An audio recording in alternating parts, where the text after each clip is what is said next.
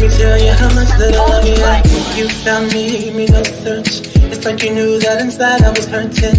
I was so young, said no chance, but you gave me a shot at a romance. I feel like you were like an angel sent to bring me life. Now that I'm with you, me one say that me love you, that me love you, that me love.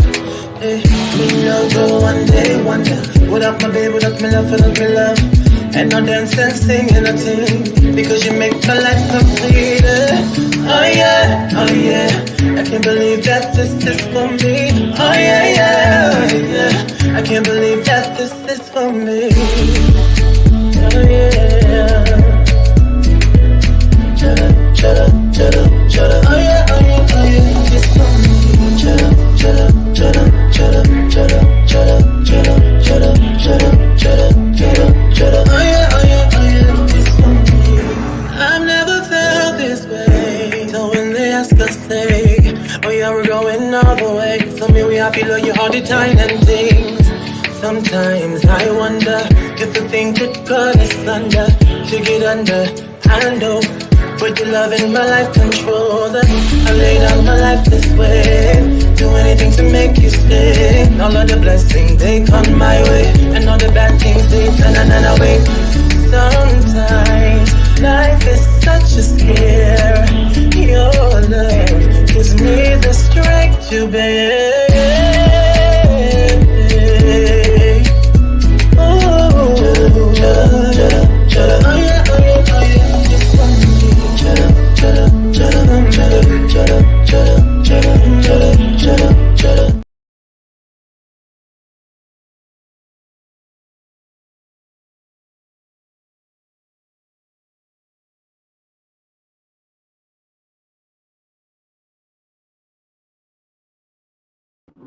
Yo, I was just singing my heart out. I was like, Oh wait, yeah. should I be like, this is for me? You should have. Because I was singing my heart out. It was Huh? real good today. Run it back, Oh friend. Run yeah, it back. yeah. Oh yeah, oh yeah. So for me.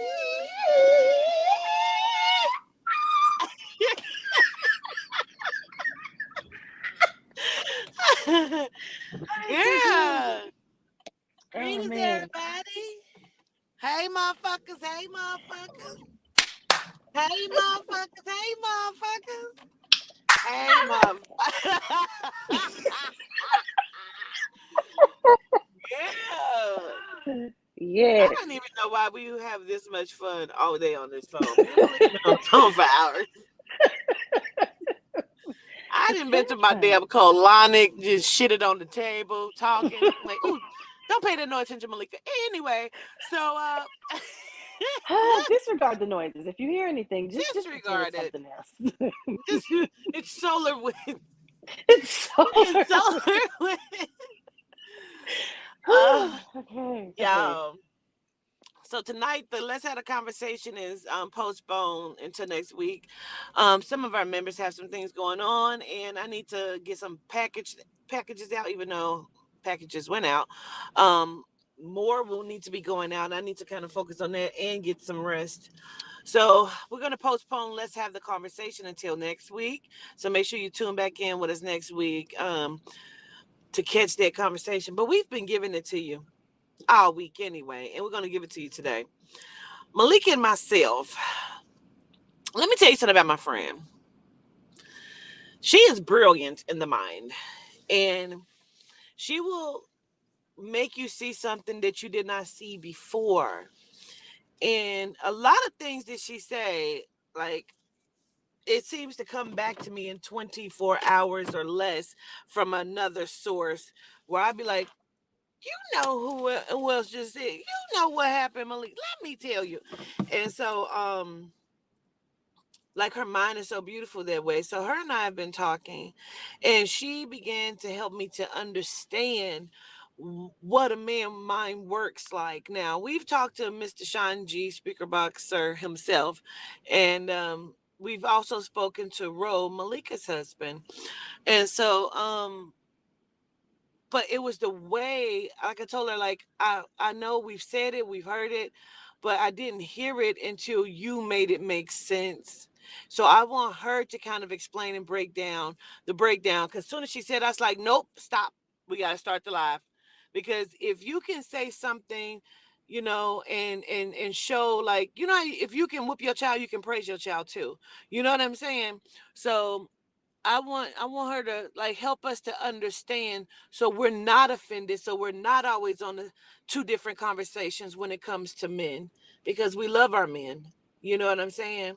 So listen, rapper, let me go on and get you out of here, because you always Oh, coming in with some dumb shit. You think somebody give a fuck? You are a genome. You keep putting the Nigger. You're a genome, and your mom is recessive in her genes. Her hair is probably flat. Her wound holds no bearing to a melanite woman whatsoever. You're a degenerate, and so is she. And she should have swallowed you instead of giving birth. Have a great day. I don't even think she should have swallowed him or her. I think she should have fleshed it. Ooh, that's even better. Because why would you digest that? Like, That's what oh. they like to do. Anyway, I give gratitude for the compliments, friend. I appreciate you so much and I love you. And you know it's absolutely received and reciprocated. And now I have to try to remember what we were just Okay, saying. let's bring it back. Let's bring it back.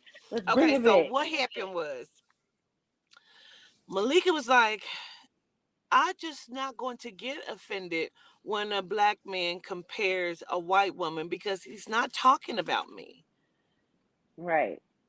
So that right? okay, right. So the power in it is not taking it personal if you know it does not apply to you.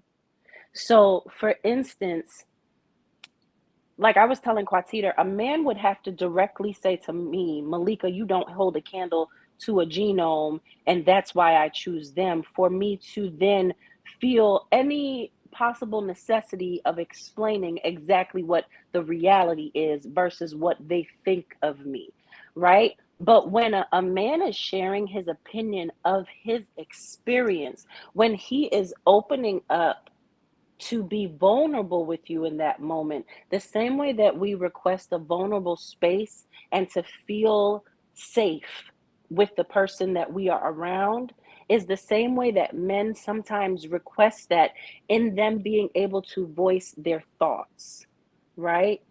And Mm-hmm. so when he was saying that, I don't take it when I hear men say that, period, because you're not talking to me. You couldn't be. And if you knew me, you would definitely know that, yeah, Malika, you're not included in this. You're not talking to me. And I also Yes. have to take the accountability for us, especially even if we just take, you all haven't seen my walk, but let's because we've all witnessed the grandness that is Quatita. We've seen how reflections of us have shown up, and Right. So when and you said that, mhm. I said, dang, Malika, like, now I understand what you mean. Now I get what you're saying, like, taking like that out of it, because that's, like you said, that's his experience. Allow him to have that experience, because if that's what he feels like, that's fine. I understand you experienced that, but you've never experienced me, so I'm not offended because you don't know my greatness. I understand that. You know, when I Yeah. think about it, an example that just came to me is like, let's say you're talking, and it's not even with somebody that you plan on being intimate with or you plan on sharing that connection with, but you're just talking and you're like, I really love it when a man gives me roses. And all of a sudden, this man chimes in and he's like, so what you saying? I'm not a man because I don't give women roses? Sir, this had nothing to do with you. And your response feels like, do you want to have a conversation about it? Like, I don't Mm-hmm. know you. I don't know you. I was just saying that this is something that I like. Don't take my moment away from me with me expressing what it is that how I'm set up by you making it about you.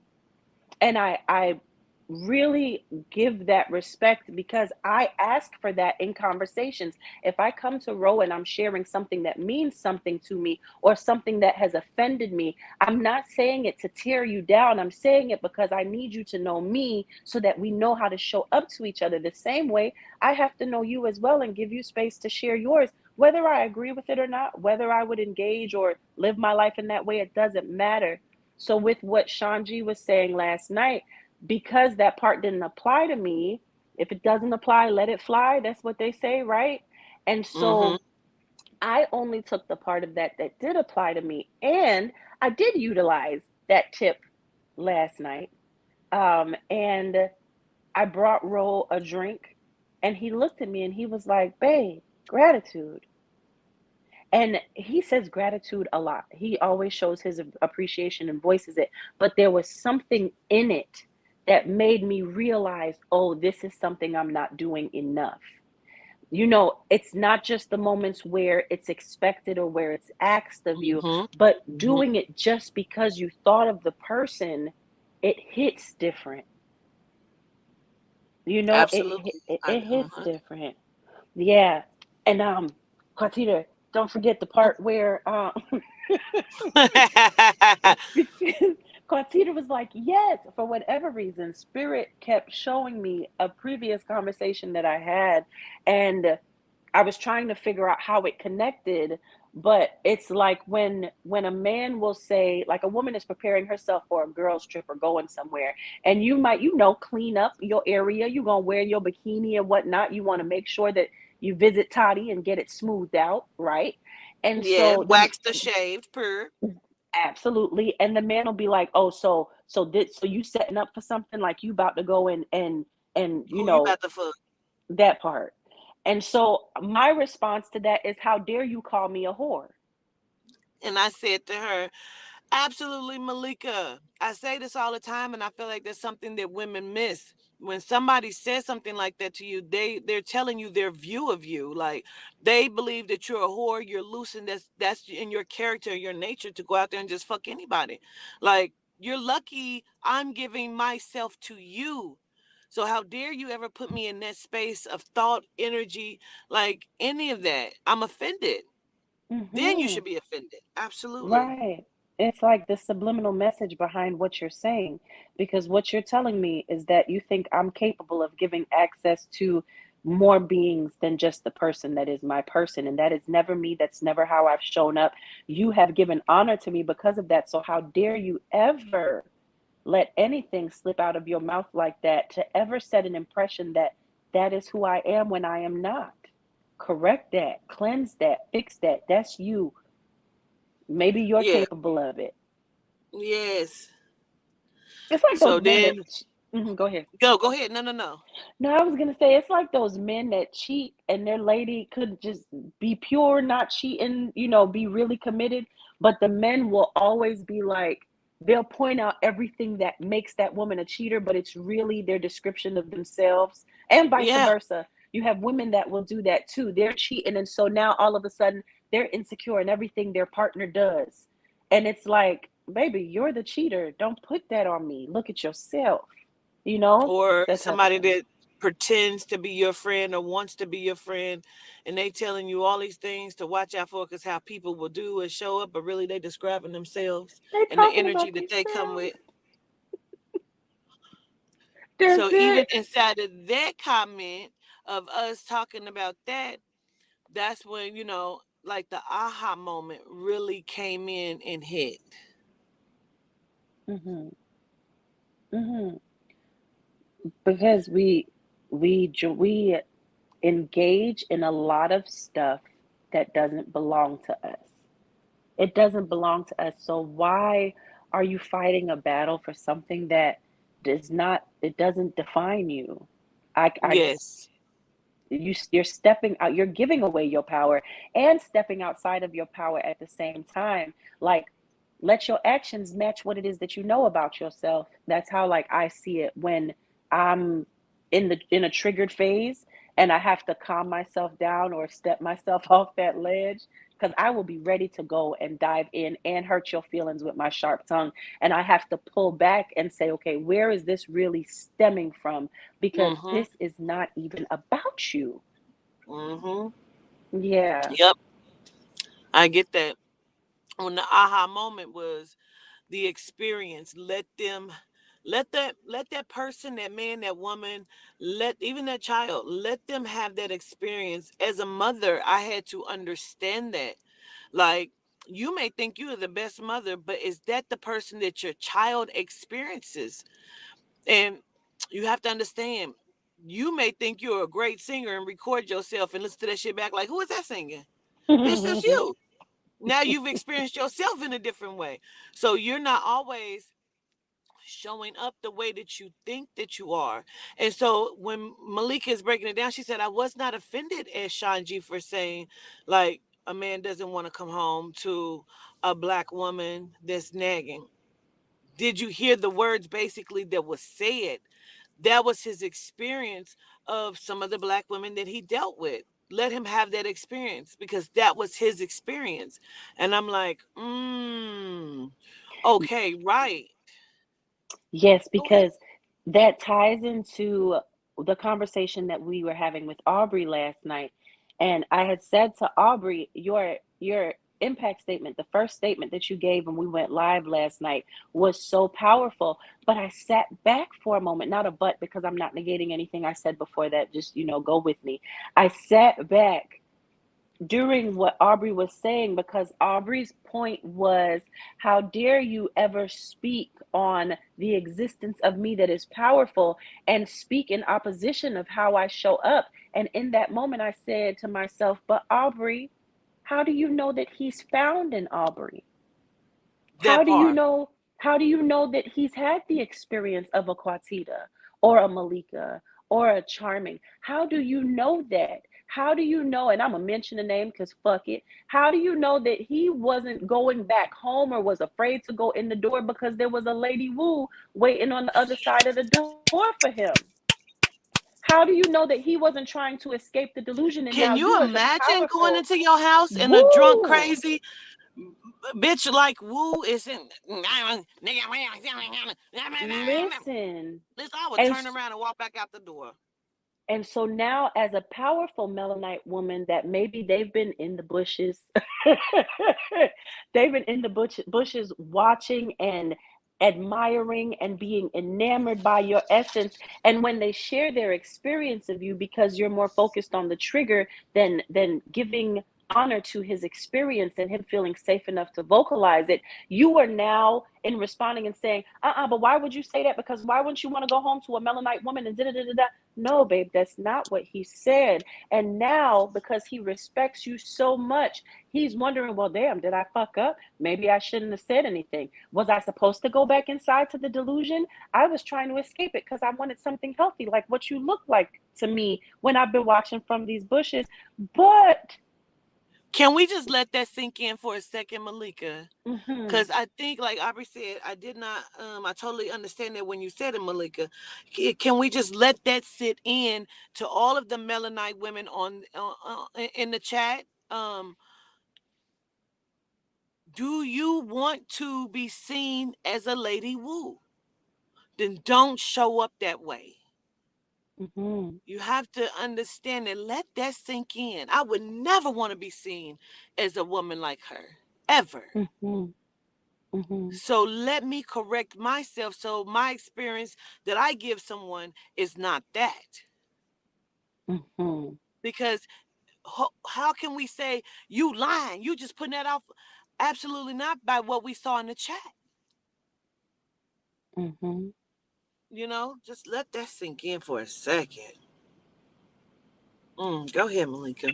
You know what's so deep about that as you said it is, how then do we look when we don't take the time to get the specifics of his experience, and now we are in defense of the Lady Wu? Absolutely not.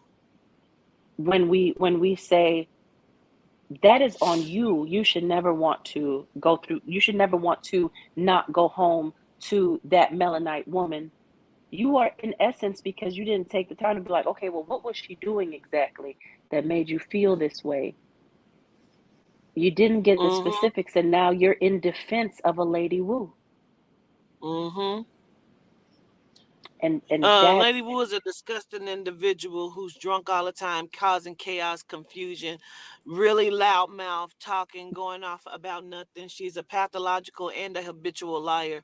That's who Lady Wu is. And she causes nothing but chaos and confusion in her and leaves it in her wake no matter where she goes. And that's Yep. not just an exaggeration of a person. That is who she is. Yeah. That's that pretty much sums it up. It does. It It does. pretty much sums it up. And it's not to be mean in any way, shape, or form, but once you have had the experience of her name matches, it's like, oh, ooh, child, it's time to exit this building. I did not ask for this. Please, universe, know that I am separating myself from all of this and not in any way, shape, or form trying to attract any other energies like this, especially when there's space for growth and that growth is not, that opportunity is not utilized. Instead, you just get deeper into the nastiness that you're choosing to exhibit to the world. It's a lot. It's a lot. And the thing is that we have to be accountable when men are expressing their feelings. We have to know that some of our reflections, as far as physicalities, are not showing up in the best form in the way that we would. And even us, we can learn from each other to show up even better, even if we're doing a good job at showing up right now, you Can we know? take it in a different direction as well, Hmm. looking Hmm. at the mind of the man? Because another part of their conversation was, when I'm in the relationship with a woman, I don't want her to wear the shorts where like her whole ass is hanging out. And then Shanji even said, like, I don't mind a little booty cheek, but the one shorts where it's all the way up in the ass. And even in this moment, I'm sitting here thinking and I'm reflecting in retrospect. Um, I don't want to be seen like that, period. Because I heard another guy say, we don't respect that. Like, I'll fuck you, but I'm not going to respect you. And so I don't want to be seen as that anyway. Like, I like short shorts, but I'm never going to wear shorts outside that my whole ass is out. You might see a little cheek, but it ain't going to be that. You know what I mean? And so I'm always going to want to see myself in a respectable manner anyway. And I think we do get so offended about, he's trying to control me or she's trying to control me. Now, I'm never going to be controlled. I'm not going to change things about myself. You know what I'm saying? If that's how, if I had this on when you met me, then yes, I want you to accept me. But I have to look at it like this. I like to go outside and not have on a bra. But if he says, no, go put a bra on, I'm gonna go put a bra on. I'm going to respect that. You feel me? Because if I look over, like he said, and got on the gray sweatpants, and I'm like, nigga, where you about to go? Not like that. Go put some drawers on and change your pants. Something like, absolutely not. I would want that same respect, but I'm not going to have on my rainbow hoe dress and my whole puss, poom poom, is hanging out. And I think that that's supposed to be okay for him or her. We do have to look at it like that. Like, how would you feel? You know, like he got on, like, say he's cut up, Malika, and he got Hmm. them one cuts down by the area, and and he got on them gray sweatpants, and the pants are kind of hanging low, and you see the cuts right there. Now, I'm gonna just run to the store real quick with no shirt on. He got on, absolutely the fuck not. You're gonna lose your fucking mind. I'm a You're little not bit going to the store different like when that. it comes to that.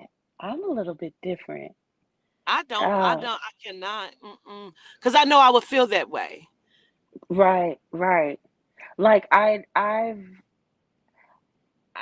feel like if Ro did that, I would the type like I'm jokey. I'm very jokey.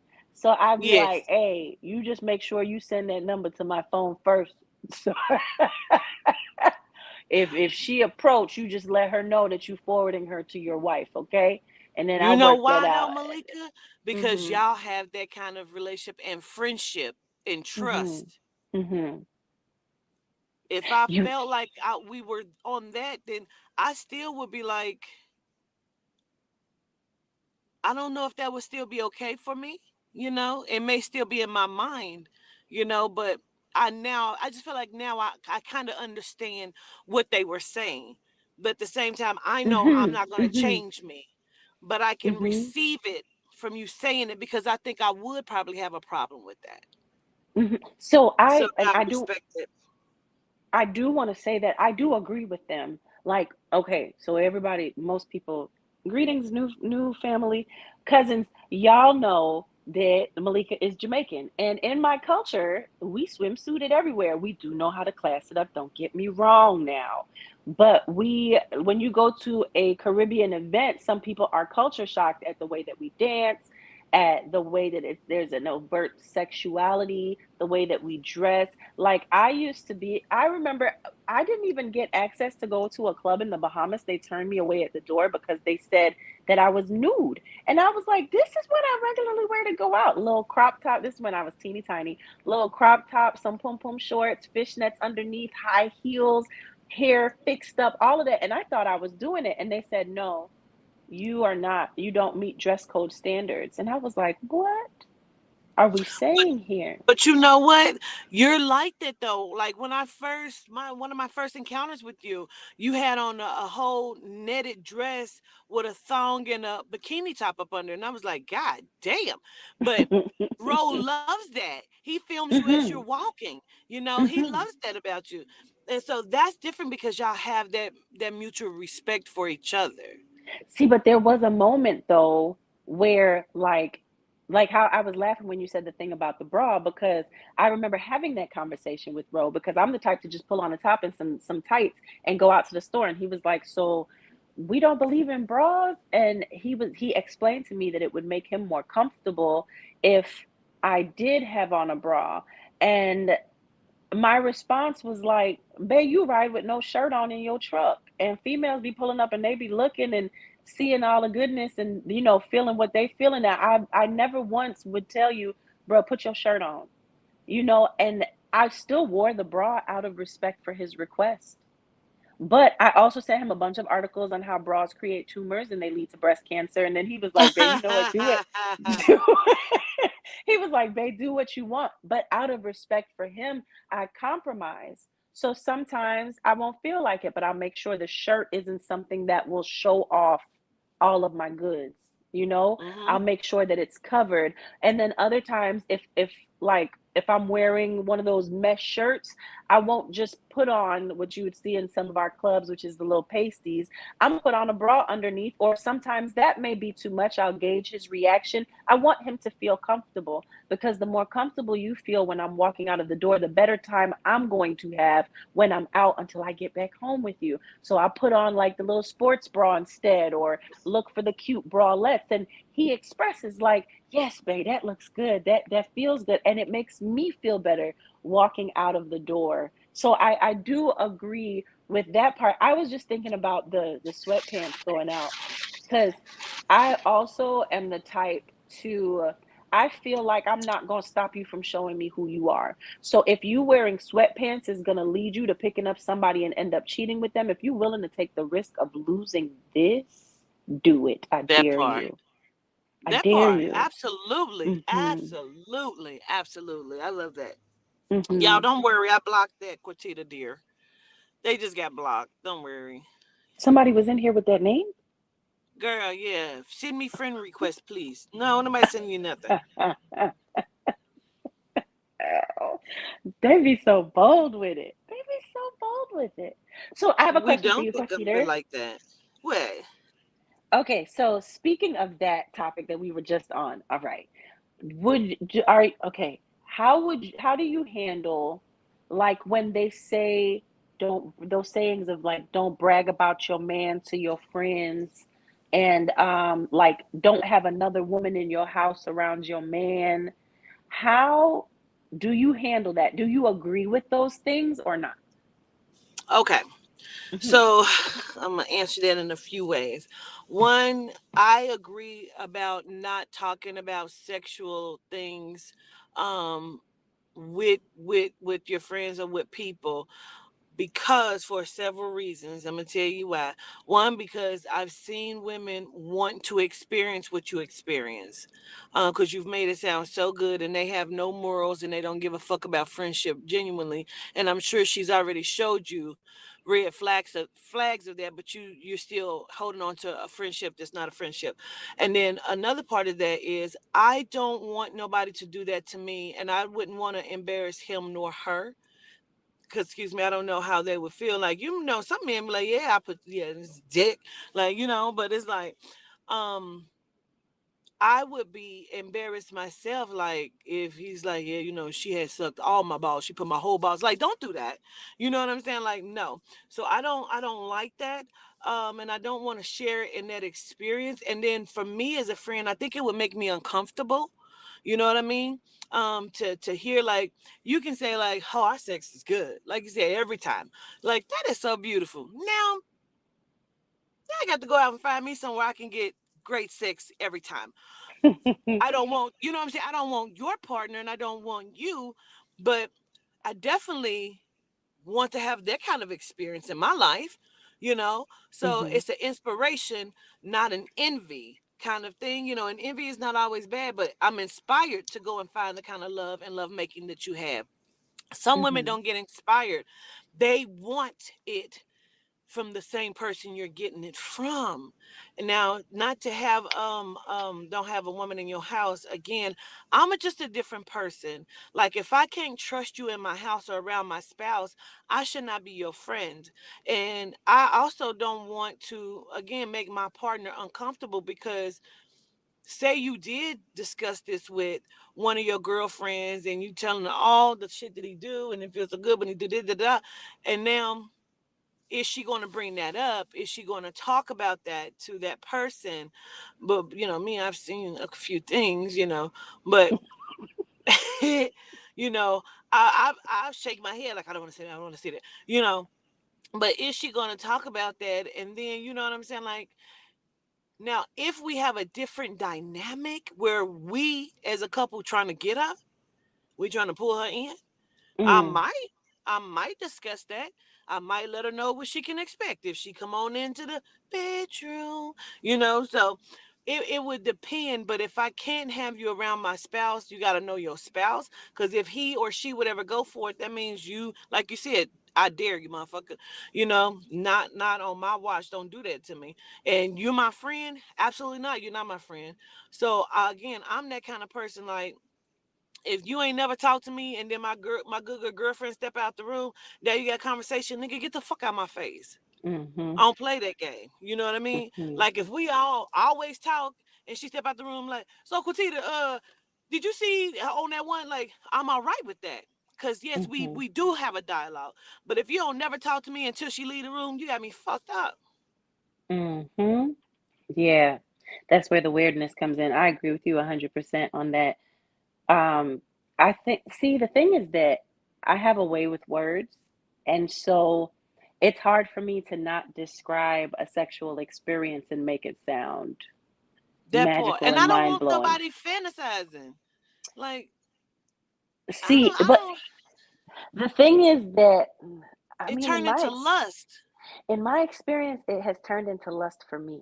So, Well, see, that's different. That's what I'm saying. That's different. You know what I'm saying? If we're hmm, open to that and you know that that person's open to that. But you have some women that are strictly dickly. They want yeah, your experience, but bitch, you out of it. I've actually hmm, watched it in real time. We were supposed to be having a threesome. This bitch hit me in the head with her leg. They over there making love. Like, I'm like, oh no, this ain't working for me. hmm, hmm, I wasn't in that space. hmm. So mm-mm. Mm, yeah, I get that completely. I get that completely. I Excuse me. bless you. Um, Gratitude. Oh bless shit, you excuse me. again. See, I'm Bless you allergic to again. stupid shit. I knew it. I knew it was coming. Yeah, you know what? I have always, I think I've been the type to test and challenge, because of my lack of trust for humans and my lack of Mhm. hope for humanity. Mhm. I'm so sorry I'm saying it like that, but whatever. Um, that I will tend to be my freest self just to see, like, okay, well, how is this going to show up? How are you going to use this information?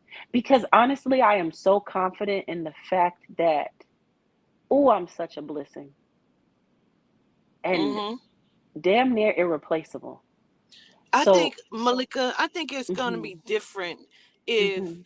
say, for example, like I don't want to hear your every sexual girl. Yeah, guess what we did last night. I don't No, want to. I yeah, don't want to that's hear too that. But much. if we have like if there was something, say for example, motherfucker come to you like, listen, I know we don't usually talk about this, but I just want to discuss this with somebody, and you're my bitch, and I trust that this information don't go nowhere else, and that, you know what I'm saying, Mm-hmm. I trust you, I love you. But last night our sex was different. It was Mm-hmm. the best we've ever had, and it was this when he just did, like, it was, what you think, like, you ever had that experience, like, you ever, you know what I mean, like, that conversation might Mm-hmm. be a little different too, you know what I mean, Mm-hmm. than me keep telling you like, girl, yes, last night, I don't Yeah, give no, a fuck. I think that that's I find that weird. I don't like to use that word a lot, but I find that weird if somebody is just consistently telling you about, as a friend, a platonic friend, consistently telling you about their sexual experiences, even just in a relationship when it's always sex talk. It's like, is that the only thing that you can think of or that you can come up with? Like, what are we doing Yes. right now? So like, yeah, I get that completely. See, because the way that my friend is set up is my friend has a gift that I wish I had also, where she can see certain experiences. And I remember the moment that you told me that, and you didn't want to, and I kept pushing and prying, and then Maya ass. yes, she's the one that gave it away, right? Yes. Okay, yes, and So then I so. lied. You was like, you have you ever seen? I was like, no, I've never seen that. I told Maya later. I was like, I'm lying. I did. I didn't want and to, but they saw up on it. And I was so intrigued by that. And I think that, I mean, that also is a direct reflection of the trust in the friendship, because never would I think that Quatita would see that. And so she gonna push up and in any way try to damage what the beauty of what it is that she sees in us. And so I was asking questions like, okay, well, did you see something with a feminine or did you see Ro? Which one was it? How did it look? Did I do a good job, friend? Like, I didn't even want to discuss it. I could not. Like, I don't know. You know, um, and you her Quatita's discomfort in it was so it gave me a moment to be playful, to the point where even when Ro came home from work, I was like, "Guess what, babe?" And Quatita was like, "No, no, no, no." And I said, "Quatita's seen everything. I found out about I'm a new gift so that Quatita has embarrassed. today." And Ro So was kind of embarrassed. like, "Oh, okay. Well," I don't remember what his exact response was. Like, "I hope you enjoyed it." I'm just over there like, let me just get some ice in the cup. Just put my ice in. Let's sit back down and hear you guys. Like, oh my god. But Listen, that's I'm this kind of friend. You ever Mhm. seen do you remember when Love and Hip Hop first came out and Jim Jones and his girlfriend Chrissy was on Yes. there and Chrissy had a fight Mhm. with Kimbella, right? Mhm. I'm that kind of friend where Chrissy they were all together with Emily with her lame dumbass. And she was fucking with Fabulous, that was her dude. And Kimbella was talking about how she had fucked Fabulous before. And Chrissy was cause that's her friend. Chrissy looked at that bitch, she jumped up, beat her ass, like drug the bitch off the couch type shit. Like, bitch, don't ever try to Mhm. hurt my friend like that. You know what I Mhm. mean? Like, bitch, fuck you, you hoe. Don't ever try to fuck my friend up in her mind like that, hurt her, embarrass. I'm that kind of friend. Mhm. But Absolutely not. when people don't know the experience of that, I think they feel like this is as good as it gets. They don't know that there's a friend like Quatita. They don't know that there's a friend like Malika, like Aubrey. You know what I'm saying? So they automatically will be like, well, this is as good as it gets. So now I want to do the things that I hear friends do, and I want to be able to speak to them because I should be able to trust them. And they haven't discerned so wisely because they think that this is the maximum of what they deserve, which gets tricky Yep. too. Hmm. Mm. I couldn't imagine the pain of that, of finding In out front of something like that. everybody. You know what I mean? Yeah. Like, Yeah, no. no. I was looking Like, at you the just chat. thought it was funny. I was looking at the chat earlier. Oh, Oyasita said friend is a very weird word. Mm. I'm intrigued. Why is friend a weird word? would say, if anyway, it would be because sometimes people misuse it or take it and not really be what it is that you're supposed to be. Mm. Mhm. It's like that's my sister in Christ. Bitch, that ain't shut up. Like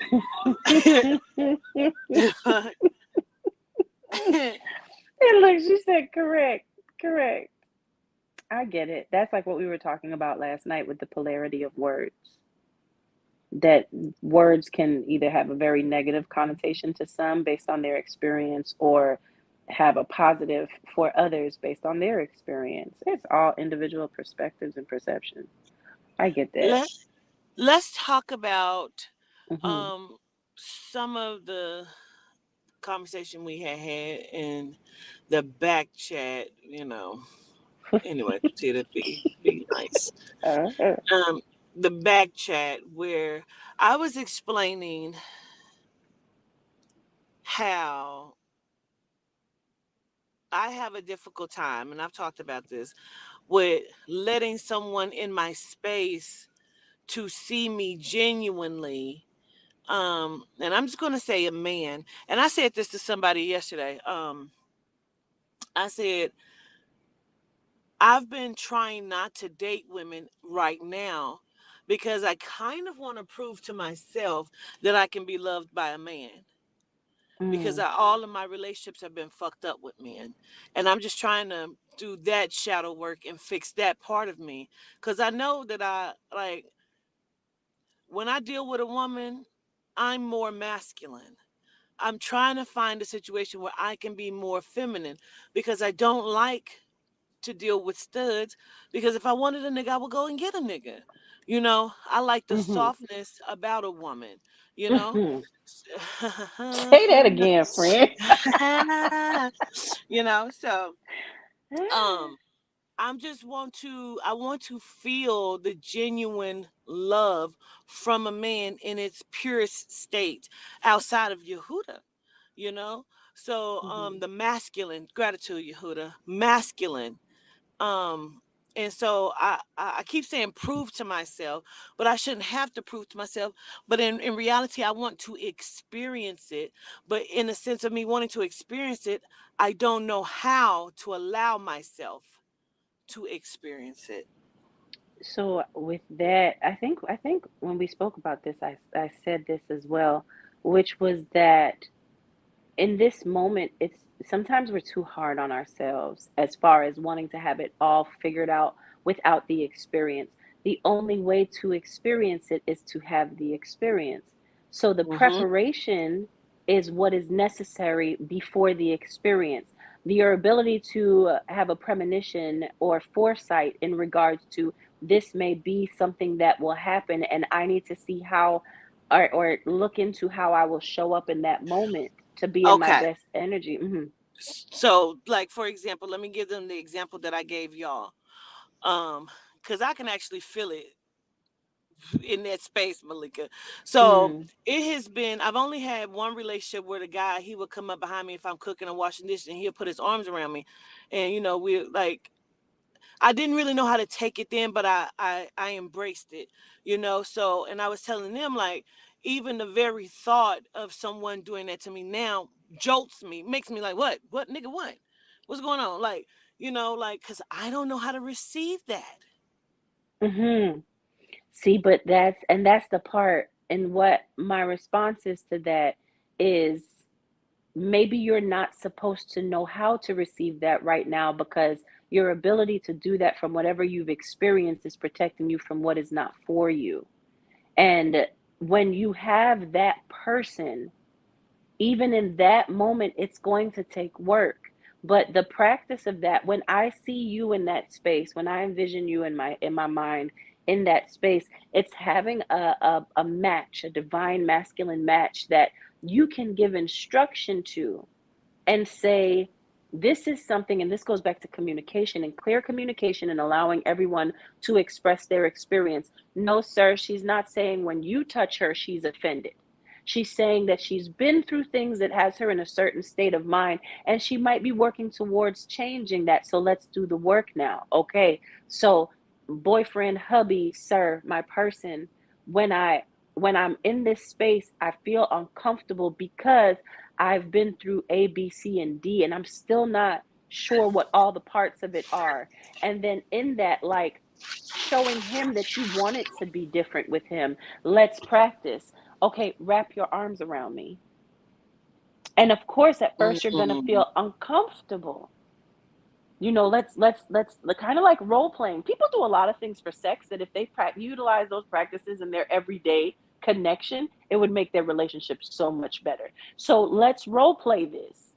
Put your arms around me from behind. So now he comes behind and he holds you, and you may feel uncomfortable at first. You may even have to say, okay, stop, not right now. We might have to come back to this. And if he is your match, if he's your person and he's hearing you, and this is something to help you and both of you in essence of that, then he is going to be like, okay, we'll come back to it. I give gratitude for you sharing that this even made you uncomfortable because I thought it was me and I didn't want to say anything. Those Mm-hmm. are those moments where you realize, wow, we've both been having individual conversations with ourselves. I'm glad we brought it to the table to do this together. And eventually, with that right energy, that hiccup, giggle energy, with with that energy, you don't have a choice. You feel like this is something I'm craving, so let me get into this space, and eventually you will feel your body melt into him and become one with him, because anything he does, it makes you feel as though it's your safe space because of the I'm patience and the such a grace he's sap given though, you. Malika. I'm such a sap that I feel like once my body melts and I'll just be crying like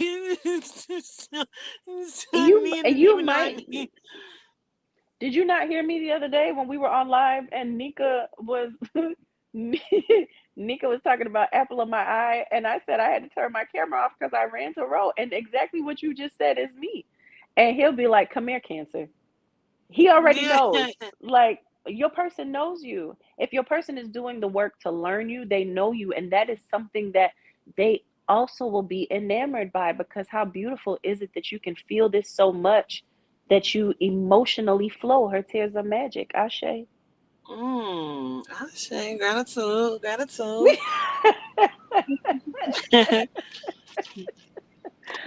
It's really dope to think about, though. It's really, and I love that you're challenging your vulnerability. Cause I it's love that. scary for me. Hmm. We talked about that last night too. After on the after show, where we just kind of sit behind in the queue and talk. Like I brought this up too. It's scary for me. Is it scary for anybody else in the chat? And let me say this too. Feel free to hit the cash app. Malika, let's run an ad or two real quick. Hold on. Okay. Where your ad at? Where your ad at? Let's see here. Come For on. all your There we self go. Whoever said healing. that everything that glitters isn't gold never met goddesses. When my mind and heart feel led astray, or even on a gloomy day, when negative energies come my way, return to sender with one spray. With intention, I will mist, ensuring protection, peace, and bliss. From the north, south, east, and west, Goddessence makes me feel my best. Goddessence Calming Protection Mist, available now at www.grandrising.com.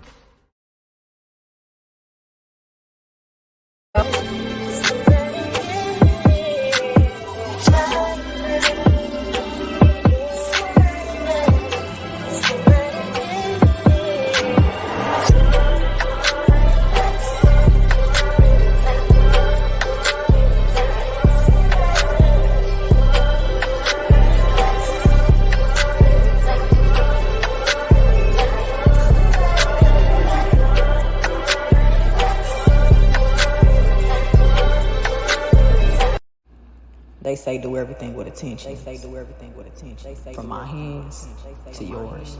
May you receive all the energy and everything you need it to be. Ashe.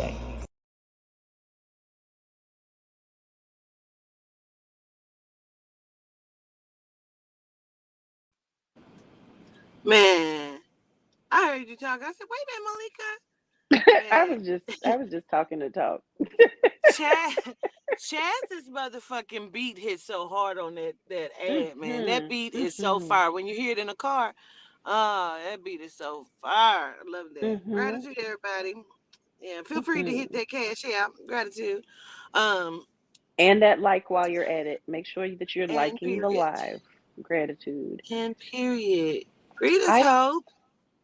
I saw Mode or Culture um say, got to have a man worthy of you doing that with. A lot of men hold back so much and so reluctant, nervous about love. It's a shame. I don't think that's a shame. I think that just shows that, well, gratitude for me being in a space with someone I can learn with. Because if you Mm-hmm. have reluctancy and he has reluctance, that means there's something that you both can heal together, individually and together. And that also makes me wonder, Quartita, why is it that when those red flags are shown that Shanji was talking about, I think that was Shanji that said that when those red flags are shown, what makes us ignore them? Like, if you meet someone and you feel now you're in a state where you're vulnerable enough to say, let's practice this or let's try this. And he says, anybody got time for that? Like, fuck that shit. Like, if you don't want me to hold you, well, fuck it then. I just won't hold you from behind.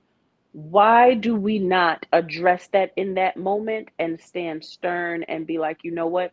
If we can't do this work together, then it's not for me. Why do we just ignore it? You know what? That question goes into my aha moment. I was just sitting here thinking, and right before you started asking that question, I wanted to like say what my aha moment is, but then you asked that question, and that question falls into what my aha moment was, which Perfection. I perfection, gratitude to the soul and spirit, solitude they walk. Ashe. Um, I believe, Malik, and I think just in this moment of retrospection, and I keep using that because Yehuda said that in retrospect, that we, I say this a lot, you tend to put up with things from your spouse that you would not put up in a friendship. And the only difference for real is the intimacy and sexual encounter, because you can be intimate with your best friend but not a sexual intimacy. You let them into your space intimately without the sexual encounter. So that's really the only difference. Plus you're paying bills, because you can have a roommate you're paying bills with, this your best friend that you have an intimacy with but not on a sexual level. And so I think when people are looking at relationships, which was my aha moment just now, we're putting something on it that we should not, because that person genuinely should be your best pal, your best buddy, your best Mm-hmm. friend. But let's just pay bills. We didn't procreated and brought into a life together. And we trust each other on a different way, like we're getting to experience each other that in a way that nobody else, like I don't care if they had other relationships, you're not experiencing this person the way I am, because this is my experience of them, and they may give me things that they didn't give anyone else. And so this is my best friend. The bonus is the great sexual encounters that we have, and that is simply just the sharing of the soul and coming into balance with each other in a more private and intimate way. So Mm. I think we don't look at it correctly, because we're putting something on it to say, I got a man, I got me and my husband. Like, but what does that mean to you? You don't know what that means. You didn't give that yourself time to have that kind of clarity. I don't give a fuck about having a husband or a wife. Husband, I want a beautiful relationship, intimacy, growth partner. I want that. Everything I just exclaimed, that's Mm-hmm. what I want. I can have a Mm-hmm. husband I don't even talk to or lay with. I don't want that. You know what I wish for my friend in her relationship, that the individual that is manifesting you as we speak. Another thing that I would add to that I want is for my friend's husband, her person, to be on the same page as she is in what the relationship looks and feels like. I say that because every time you ask Ro a question, I say to myself, I know how I express our relationship, but what is he about to say? And when Mm, he hits the same spot, even if we both didn't hit bullseye, but we hit the same spot on that map, it lets me know that we are in the space that we're supposed to be in, Ashe. Because Mm-hmm. he won't even be, road stays, like if I'm on live, I'm in the living room usually. Right now I'm in the bedroom, I'm in the bed, I'm comfy. Shouldn't say that because I'm supposed to be doing something else. But but Yeah. I'll be in the living room and he'll be in the bedroom, and I'll call him out like you all have seen on these lives this week. Quatita will present a question and he gives an answer that parallels with mine, and that is so beautiful. And I just want to add that in the moment of you manifesting what it is that you desire and will have. I want to add that because it's such a dynamic feeling. Question. Gratitude. Did I answer the question? What was the You question again? Did I answer it? you did. You definitely did. Oh shit. Hold on. Give me 1 second. Okay. Oh no. Oh no. Okay, yeah, you definitely did. What was I asking you? You didn't Shit. you didn't ask it. You said I have a question. And then I said, did I answer the question, your first one? Oh, okay, okay. Yeah, because we were talking about, oh, this is how this always happens. This is why I need Why to do we record it. ignore the red flags? Okay, Yes, yes. you So I did. believe we ignore the red flags because we don't value the relationship or the real part of what the relationship should be, just to say we have somebody.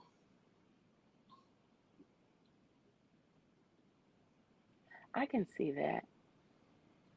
I can see that. But you said that before. You did answer it before because you said how that shows up in the women that are like, the purpose of I have a husband. I have my Uh-huh. husband. So yeah, you did give that answer before. But that's clarity, and I feel and I agree with that. And someone I agree with what someone said in the chat too about like the comfortability. I don't know if I'm making up a word, but being in Uh-huh. that comfort zone and not wanting to backtrack or not wanting to start over. So you know what? I'm not going through this again with nobody else. So I'm gonna just deal with this and accept it, even if it's below the standards that I require for myself. That part. Mm. Mm-hmm. So,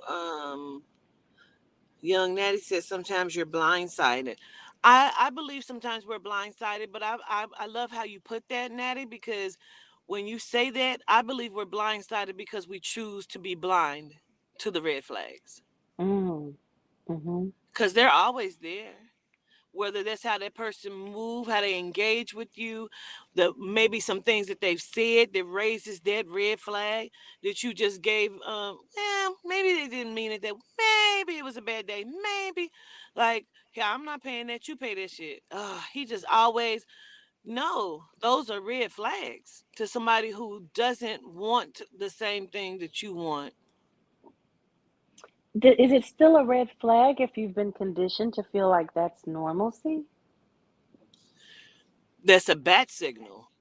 Mm. Mm-hmm. It's still a red flag, but you can't recognize it because of your bat signals. There you go. Okay. Okay. That's why I say I can believe you be blindsided because you chose to be blind to it. Because that shit can be normal. Like, okay, let me say this because I talked about this, I believe, with you before when Mm-hmm. I said I felt like Bazzy could not receive the love that I gave to her because chaos was her normalcy. Mm-hmm. So she was watching her sister and her brother in these toxic ass relationships. So the love that I was giving to her, like you said, she could not receive it. So she had to write me in the script as the chaos that she was used to witnessing. That because they kept telling her, I love you, and she felt like they loved each other, but she was used to seeing violence and chaos and grabbing phones and erasing shit and doing this. For her, that was, I'm showing you I love you. No, you're not. You're being Mm-hmm. chaos and confusion. People don't know the difference. Mm-hmm. Because as hard as love is supposed to be easy.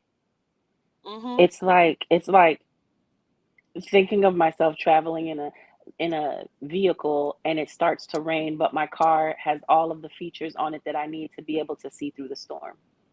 It's still a easy ride. Like it's never supposed to be chaotic to the point where your vehicle just shuts down. It's never it's never supposed to be that. And I was able to connect with you on that because of the experience of my Bazzy. Yes.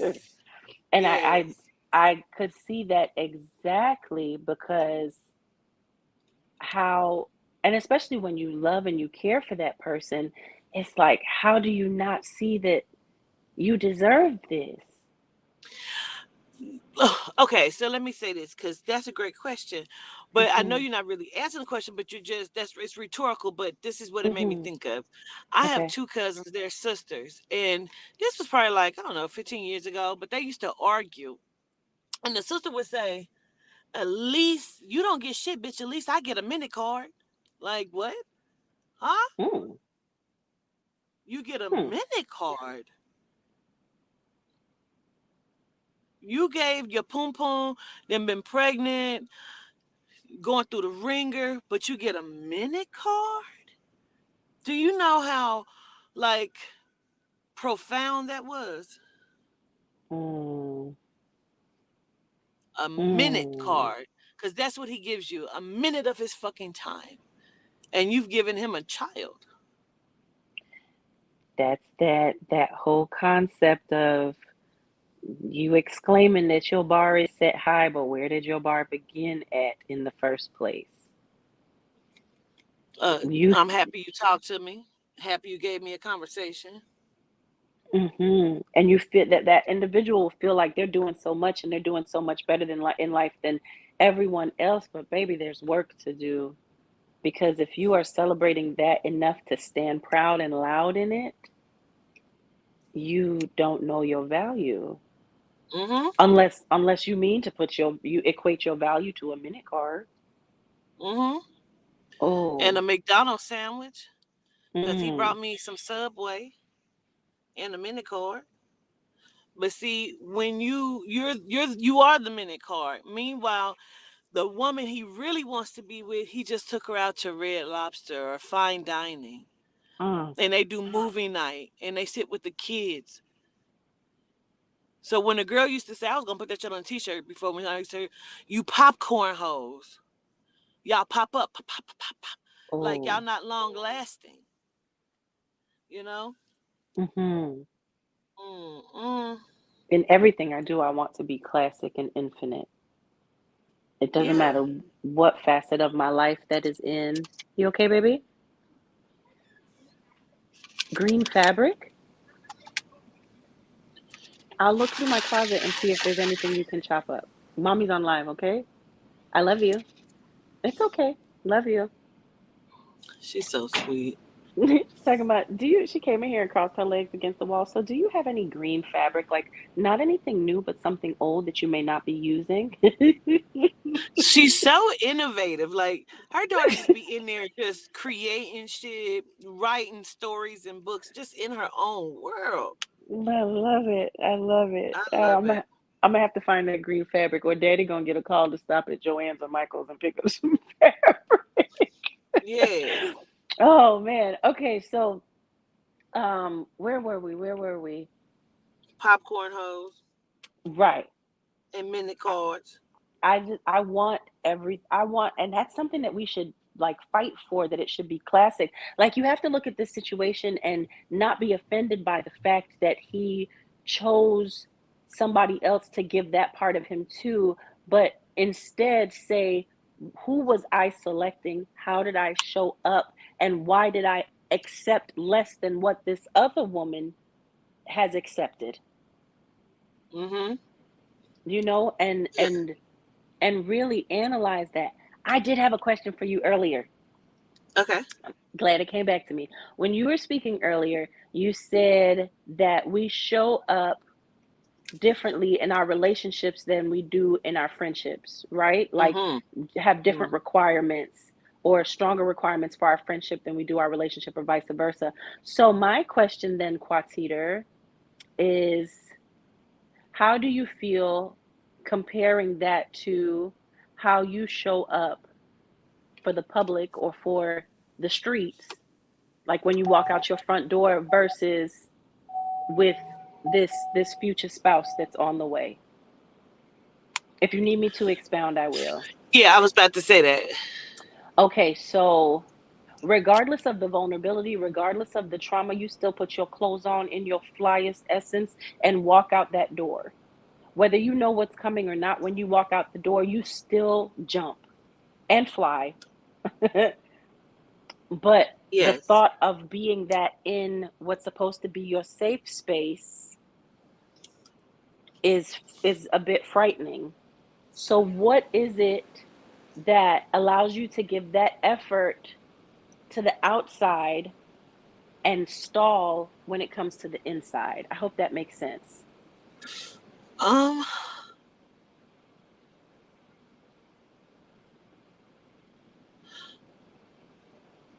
Okay.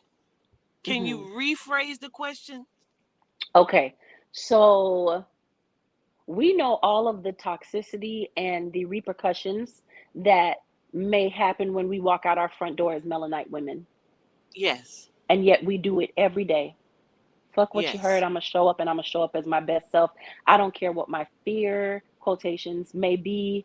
I'm going out this front door. Try it if you want to.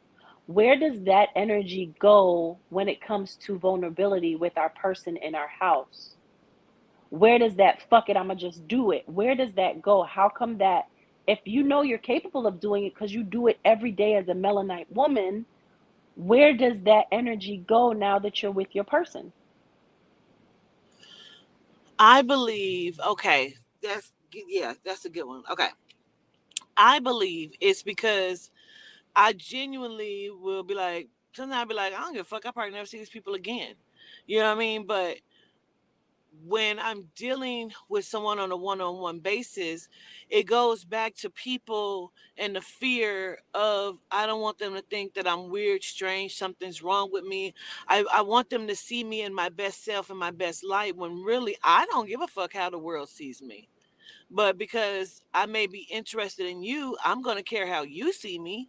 You know what I'm saying? So, like, even when I said that about friendships, like, your spouse can talk to you in such a way that would be reckless and you would give every excuse to it, like, oh, he she just having a rough day. But if your friend talk to you like that, like, I cut that bitch off, fuck that bitch. Like, she been your best friend for 20 years, he been your man for a year and a half, and so it's like, well, she was never my friend, and then you'll bring up every excuse as to the red flags you saw and you ignore it, but you're still ignoring all of his and giving excuses. And that's because you really want that person in your life. Mm. You So want that person to see you. that sounds to me like releasing the fear of loss. Yes, absolutely. Like, I don't care about these people. If I never see these people again, like, I'll go into bed. If I'm out and I got a pee boo boo and I'm like, fuck, I don't want to. And then I immediately be like, I ain't gonna never see these people again. I don't give a fuck. Like, you know what I mean? Like, bitch, yeah, Mm-hmm. fuck you. You know? Sometimes I'll be Mm-hmm. like thinking like, oh God, what if they recognize me now? But still at the same time, I don't give a fuck. I ain't gonna see these people again. But when I'm in a relationship, if you come by the door and I'm pee booing booing, I'm going to flip out because that's just me and who I am. Get away from this door. You know what I mean? Like, because I'm already like that. I hate to use the bathroom in public, and then if somebody comes in there, now I have high anxiety. But at the same time, I'm thinking, I don't give a fuck. I'm gonna wash my hands and get the fuck out of here. And if they look for my shoes, bitch, fuck them. You know what I mean? Like, that person, I don't want them to see me in a smelly light. Mm-hmm. But I know once you've become immune, because I had an ex, he'd be like, come and sit right here and talk to me while I'm shit. No, I Mm-hmm. don't want to. But some people will be that kind of comfortable with you, Mm-hmm. and some couples do get that kind of comfortable, like, oh, babe, this is bad. Oh my God. You know what I mean? Like, I get that part. Because now you know that that person genuinely sees you. That's different. Mm. So you've had to find that energy when you're out in the world, like, I don't give a fuck about that. Like, you had to at one point say that to yourself to get over the feeling of, oh my gosh, oh my gosh, oh my gosh. So a Yes. lot Uh of huh. times in relationships, I feel like our partners will be like, I don't give a fuck about that, actually validating what you had to find in public, but we still will disregard them saying, I don't give a fuck, and be like, no, but I do. No, but I Yeah. do. It's so hard to let that guard down. And I wonder It what is. is the work to be able to do that with those closest to you? Like, for example, even another aspect of this is I've made the example before that we will go out of our front door, we'll get in our car, argue with somebody. Like it could be as far as like road rage, right? It could be Hmm. like, fuck you, bitch, da, da, da, da, da. And then 10 minutes later, completely forget about that person, jam into our playlist, never ever think about them again. Like, I can't remember the face of anyone that I've had road rage with, unless, like, well, no, because when I was with Elijah's dad, I do remember their faces because he got out the car and flung a bottle across the street and it went through their back window. And we were in a high speed chase on the highway after that. I remember their faces clearly. But I outside remember of, one of those too. I remember her because I beat her up. But yes, I remember. see, Yes. okay. But the norm, like, you don't remember any of those people and you let it go and it doesn't stick with you. But we'll go in our house and we'll get into a semi situation with our partner and ignore them for days and hold it against them forever. Why can't you find the energy for what you are supposed to love, the same energy that you give to strangers if it makes your connection stronger? Because you know you can do it, you do it with other people. So Yeah, why but is it? it's the fear because it's the fear of rejection. It's the fear of, oh, what if this is what they think they see, but what if they really don't see that? What if it's because everybody has this thing of like, what if they don't really see the person who I believe that I am, or you know what I mean? Like it's I can't even. Okay, say you Hmm. got a gap in your teeth, right? Hmm. And that's been the bane of your existence for years. Like, I hate this fucking gap in my mouth. And somebody wants to talk to you and they're like, damn, your little gap is sexy as hell. Like, what? Like, yeah, man, I like that. I want to lick your gap. Like, what? No, whoa, whoa, Now you whoa, turned whoa. on. You know what I mean? I know that's right. But now you now you're turned on, and now you keep looking in the mirror and you're like, what? This is sexy. Like, I don't know. Now in your mind, you're gonna start to stare at the pot like, he just saying that.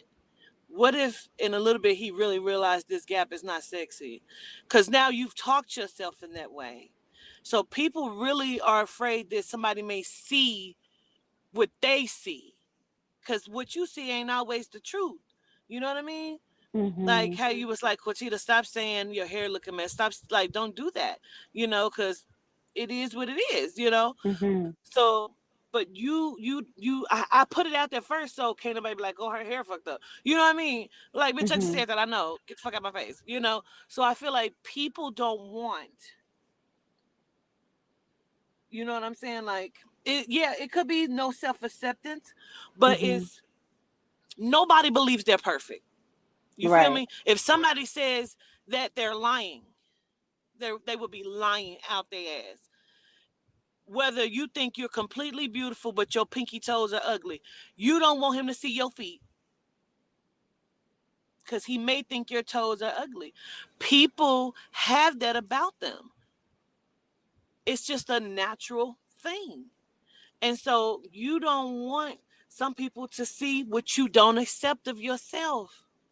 Even if they Hmm. told you that's the most beautiful part of you, it's hard for you to do that and allow that to be that until they like suck on them pinky toes or some shit. You know what I mean? Like, this nigga really sucked on these ugly ass pinky toes. That's how people are. You like that, like I said, like you may think that motherfucker ugly. He's trying to talk to you like, 6 months in, 7 months in, he's treated you so well, he fine as hell to you. And your friend like, bitch, Hmm. he is so. I thought she was ugly, girl. My baby is cute, girl, and he could dress like you found, cause that didn't matter. But you sometimes can't see that in yourself. Yeah. Do you think, So go ahead. no, I was just saying, so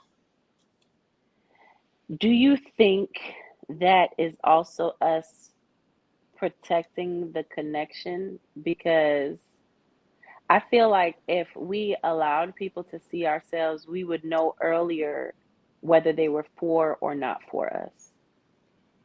Because that's a it's very true statement. It's in those moments where, especially in the beginning, the thing is that I feel like we hide those flaws for so long.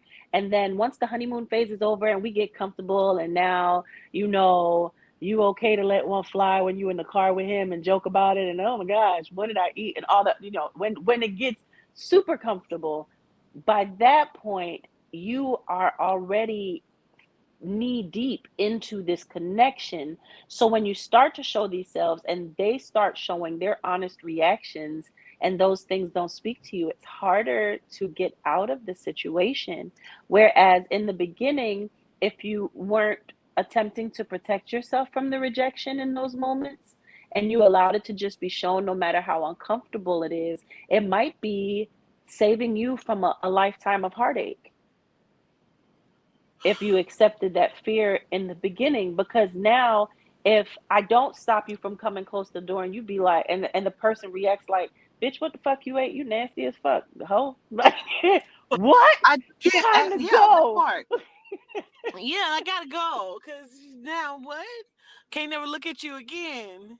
What are you doing? But Packing your shit? Yes. Like, right. but it's also this. Like what I Mm-hmm. just said about the gap, right? And he tell you that he love your gap. It's so cute. He want to lick it. But y'all have an open dialogue to where you can say somebody else is nice looking and we talk about it, we laugh. But in the same instance, you like, damn, babe, she fine. He like, hell yeah, she is. Oh, she got some beautiful teeth. In that moment, that's not what you heard. What did You you heard, hear? I wish you had those kind of teeth. Like, if her teeth is beautiful, but my teeth don't Mm, look like that. So, like, you didn't hear that. But he genuinely wasn't saying it, like, why would you say that? You couldn't have said that bitch hair look good. Like, why would you say the teeth? No, you was trying to be funny. Like, you didn't hear that. And you didn't allow him to have his own experience. so it triggered you. This is going back to that initial Yes, conversation. So when we react in this way, somehow, some way, it's attached to a trauma, even if that's a self-inflicted trauma. mm-hmm. Because why would you not allow yourself the beauty of knowing hers can be beautiful and so can mine? Because we don't hear that. Right. We're always like in the we're always still waiting for to say I knew you was lying. I knew you didn't think it wasn't beautiful because you still don't think it's beautiful. Mm-hmm. I feel like we're always in that energy instead of just accepting things about ourselves. And I'm guilty of it. You have to understand, like I was the only girl in first grade with moles. My Mm-hmm. moles have always been here. Now some have come a little heavier. I've had some taken off. I have a face full of moles. I used to look at this lady. We used to go to church, and this lady, her whole face was covered with moles, and I had moles. And I used to be like, I don't want that. And so that's been my fear. You know Mm-hmm. what I mean? So that's something that we always carry, and now I accept my moles, but I don't even want to get rid of them. And I have people walk up to me. I've had my aunts and with their face turned up, like you can get them taken off. Like bitch, why wouldn't I know that bitch? So now what the fuck are you saying? Because I'm all right with my moles, bitch. Like, you know what I Mm-hmm. mean? Like, I don't want them taken off. Girl, yes, you do. No, I don't. People are so intrusive. Like they'll walk up to you. They let me can I tell? Because oh, you can get them. I don't need that. I had a man tell me before, like he was a cab driver. Like, yeah, no, you do. You want those off. Nobody wants those. Like, what do you mean? Girl, I called and reported him on Uber. Like, sir, you know what I'm saying? Like, people are very intrusive, and they try to put their depiction of you on you. But I'm just okay with that. But there's some other issues that I do have with myself. Maybe you know what I'm saying, that I don't I'm not gonna voice it. You know what I'm saying? Mm-hmm. I may just be like, oh, I look a mess today. You know what I mean? You take that however you want to Mm-hmm. take that. But I'm never gonna give you the weak part of me. Right. I'm not gonna And do that. I apologize for people showing up to you in that way. If the apology was never given from the individuals that Aw. needed to apologize, I apologize. And in that, I will give you a new experience, which I've told you before. When I see from the first time, I mean, like the first time I saw your first video when I was bawling in the shower, like Yeah. I had just been assaulted, and I just the first video that I ever saw, I had told Ro she has the most beautiful, and I had just said spots. I didn't even know, like I didn't think about the fact moles, whatever. I said it's on her face. There's an extension from her eyes that lets me know that her vision goes beyond ours. Mm-hmm. Like it's a clear representation of her gift. It's a clear representation of how connected she is. Like you're talking about sight beyond veils. Oh, there was just one veil. I thought there was just one. No, she can see past all of them. And so that's how I've always seen that. I feel like it's the most beautiful part of you. Gratitude. You're But welcome, see, Queen. that's what I was saying though. Like, so if you really like somebody and you know what I'm Mm-hmm. saying, and say I did not like my moles though, and I know that people have said these things to me, Mm-hmm. and I wasn't me and I didn't accept them, right? So then now you like somebody, and they're looking at them, and in your mind, they're having the same experience that everybody who's approached you didn't had, Right. and you don't want them to see that ugly part of you. You don't want them to see that. You want them to believe that they're beautiful. So then when they say your moles are beautiful, Mm-hmm. it makes you uncomfortable. You don't know how to accept that, because that's never what you got. And you want them to see you differently. So it's hard for you to accept that because that was never instilled into you. So, but I love my moles. But anyway, but that's that. Like, people don't ever want somebody to think that there's something wrong with them. Right. So That goes hold into on. Wait, my sexual headphone. fetishes as well. Fetishes? Yeah, I believe that goes into sexual fetishes as well, or things that you like sexually, you Oh, know. okay. Mm-hmm. I get that. I get that. So how do we recondition that then? How do we reprogram the program? The same way I said about melanite women, you have to accept yourself and love yourself. And that's where I'm at, trying to accept certain things about me. You Mm-hmm. know what I'm saying? Because we all have that. Mm-hmm. Yep, sure do. I don't know not one person, no matter how much they pretend they don't. I don't know one person who doesn't have that thing or those things that they're like,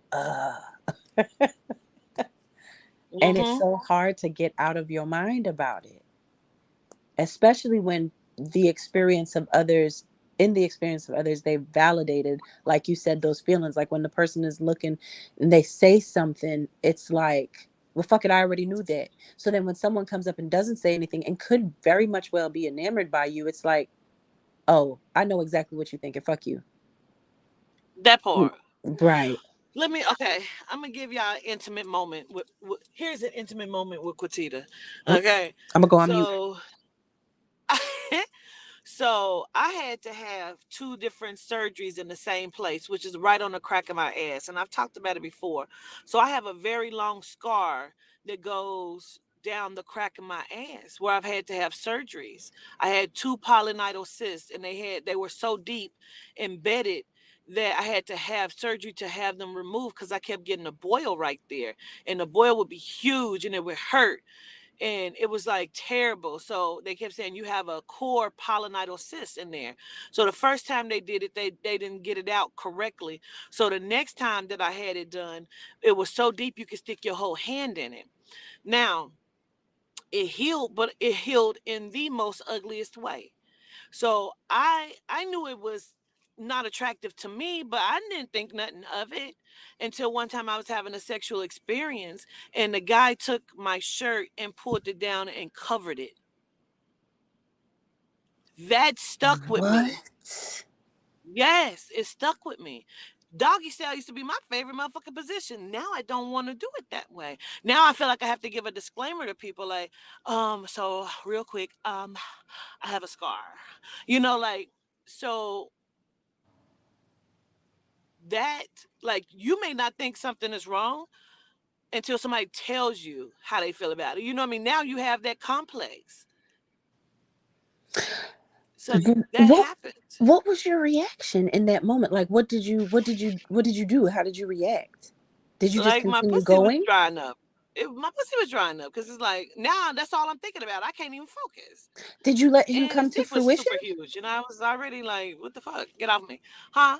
Did you let him come to fruition? It was not, it turned into not a good experience. So I don't know if he did or didn't, because I completely checked out. Because, like I said, I wasn't being funny. His dick was huge. Mm-hmm. I could not, like, I mean huge. Like, he's like, no, where'd you get that from? Who put that there? Get off of me. Don't touch me. Stop. Like, and so it was not a good experience. He was in a rush. It was like supposed to be a quickie, and it was just like a overall bad experience for me. This is how I know that I'm a Cancer and I'm petty, because if I'm sensitive, or if you create a sensitivity in me, you gonna feel exactly what it is you just made me feel, even if you don't know that you just did this. I would have started making sounds like a donkey. I would have did all types of shit to make him go soft. And we gonna talk It about it. was Why just did you put like, that shirt I there? just completely, yeah, I completely checked out. Like, oh wow. Listen, I get that though, and I get how long we hold on to those things. Because I even had that experience with Ro. What happened, Quatita? Now anytime I said, you should have told me he had a small weenie. Listen, I was fighting for my life in that motherfucker. He knew that would have been a lie. Don't want to make him too angry and he shift your colon. Listen, I was reaching for shit that wasn't there. Please, sir, stop. Get off me.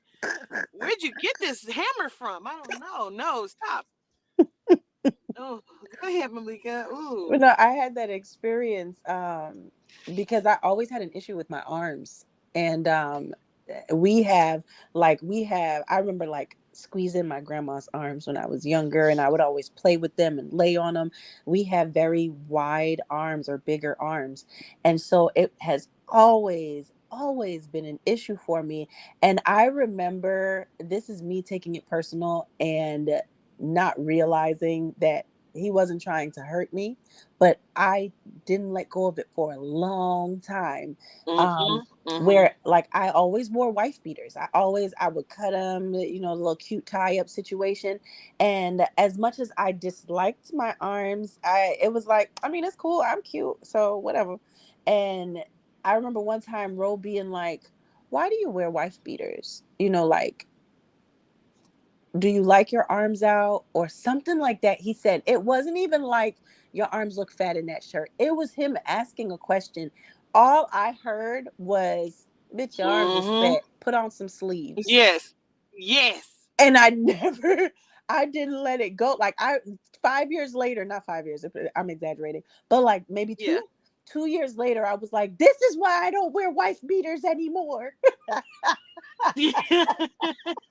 And he's like, "What are you Absolutely. talking about?" Because then I started finding my voice. So now I wanted to get everything out from 1984, because now I'm speaking up and I'm speaking out in defense of me. But I And made you didn't let you me play on the playground.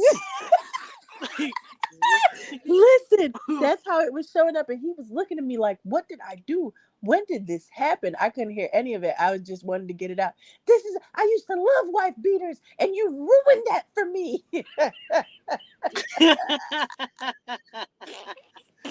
that's the truth, man. And I know what you mean, because I used to love my Amy's fat. I would rub my face on it. We would lay there, and I just loved her. Mm-hmm. So I get that. But I be looking at mine like, shit, that's hanging low. Like, Mm-hmm. yeah.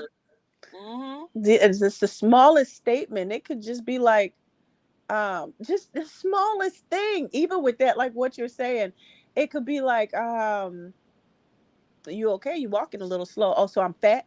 "I'm Right. just checking on you. What do you mean?" Yeah, we get in our heads a lot. We get in our heads a lot. We be sensitive about That, our shit. that's your question, Malika. That question is for you. Oh, um, from Pretty Chocolate.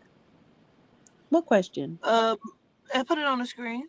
I had missed it. You know what? I'm looking at the iPad and not at the phone. And so I'm looking and I'm like, you talking about pretty sure? Okay.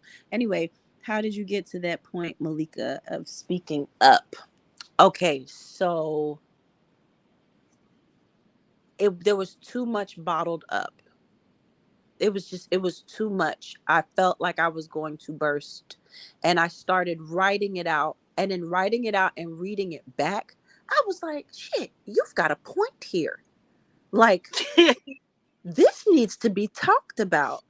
And it gave me the opportunity, because I sat with self and my thoughts. It gave me the opportunity to really decipher what it was that I was angry about, what it was that I was feeling. And Mm, that's why I say it's so important to journal. Like, I can't wait to find the right journal to put up on Grand Rising, outside of like the Melanite Bible and outside of Grand Rising, the journey planner that we're both working on.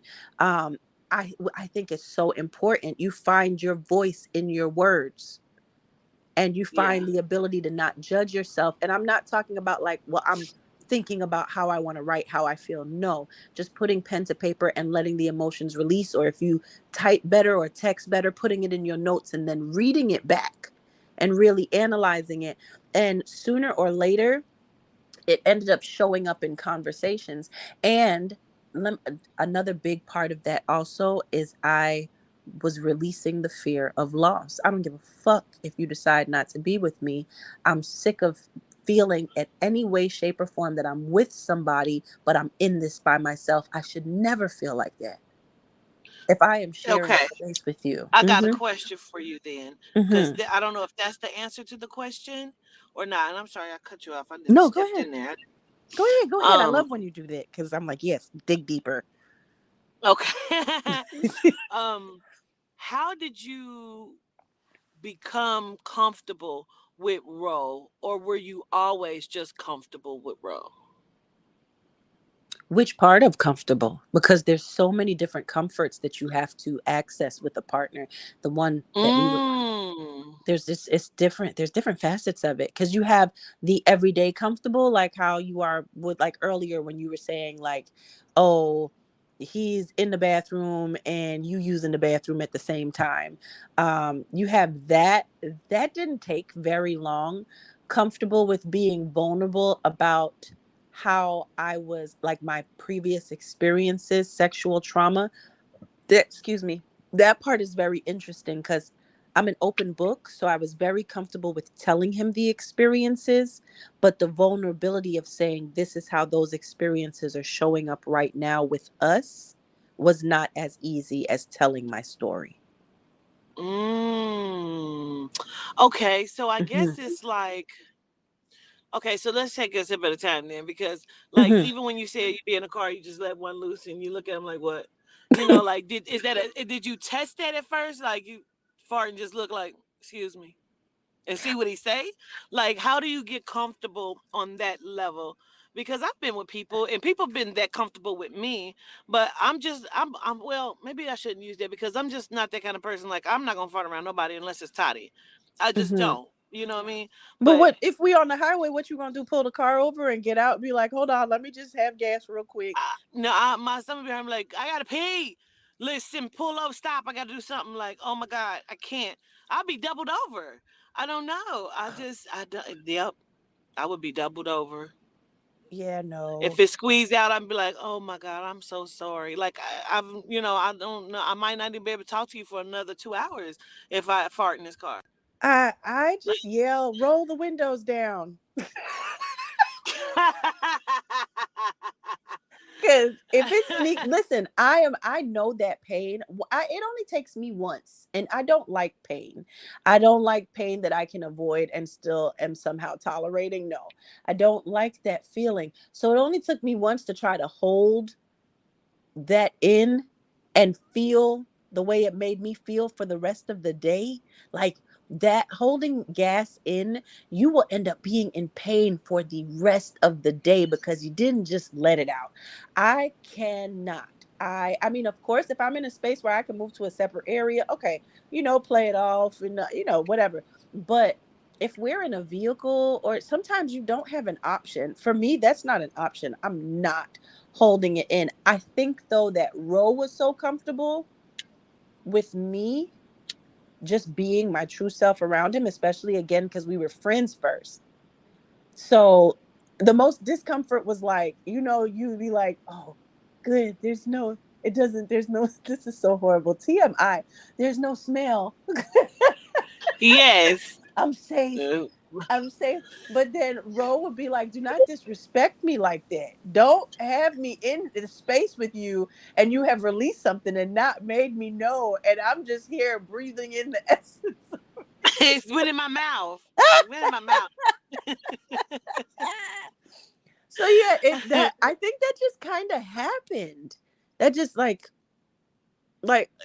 it's I don't know. And I'm really trying to figure out where that comfort fell in, but I know it was early on. Let me tell you what is really the uncomfortable situation where it's just like, I'm glad you're my best friend because we're gonna laugh about this. I don't know if you have ever had the experience of queefing. Yes. Oh my God. Like that wasn't me. That was my poem. That was my poem. That was my poem.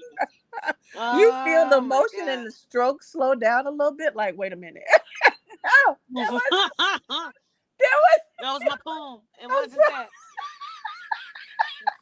But again, I'm so jokey that it just turns into laughter. And even when I'm uncomfortable, it ends up turning into laughter, and I'm able to get over it and out of it because I laugh about it. I laugh about it. And hopefully they laugh too.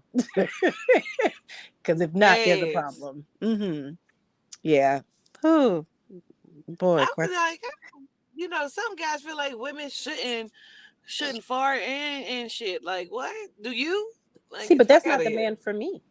You have some women Yeah. too you have some women that feel like I never want to have flatulence, as my mom would say. You never want to have flatulence around a man. I mean, my mom doesn't believe that. But you have a lot of women that feel like you should never like let him see you use the bathroom. So I feel like, okay, well, there goes a match. Those men are for those women, and gratitude for taking them on, because that's not my experience. That's not what I'm looking for. I need Yeah. one of the men that's just gonna accept it. I've had a man say that to me before, like, women aren't supposed to have get. Okay, it was nice speaking to you. What do you mean? We've been talking for 3 weeks. No, no, no, no, no. We don't need to waste any more time, because if I can't be me around you in that way, it's not gonna work. Well, it's just because the women in my life, and I'm glad that they did, and you vocalized it, because now you know exactly what you're looking for, and it's not me. My daughter is very comfortable with her dude like that, and I'm I'm gonna say envy her on that, and that's why I say envy is not always a bad thing, because I absolutely love that about her, that Mhm. she can be that open. They are that free together.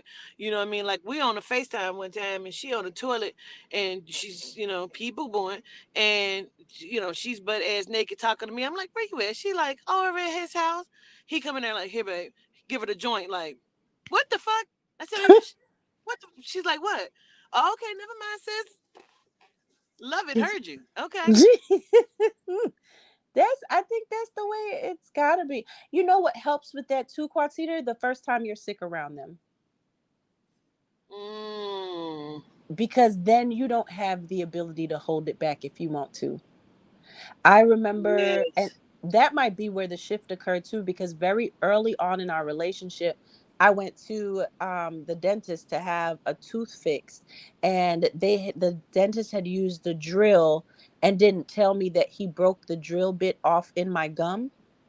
And then Mm, he tried to get that one out with another drill bit and broke that one off. So by the time I got to the specialist, like months later, when I have this big swelling on my face, like, what is happening?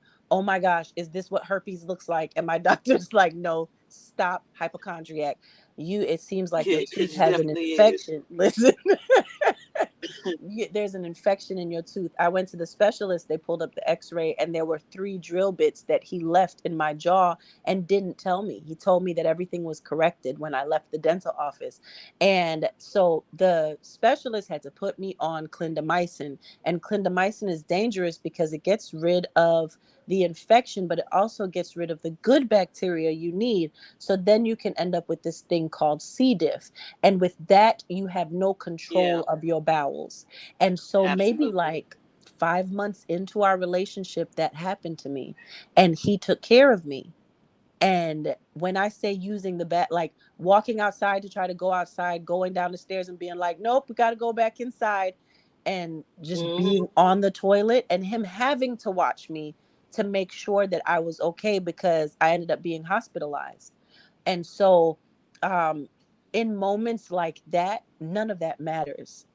And all everyone cares about is, are you still going to be here tomorrow? And when you look at it that way, honestly, when you just look at it that way, a lot of things would you would just let it slide. I don't want to argue with you when you go on the road and something happens to you, and the last thing I have in my mind is that we had an argument when I know I could have let that go and just said I love you. Hmm.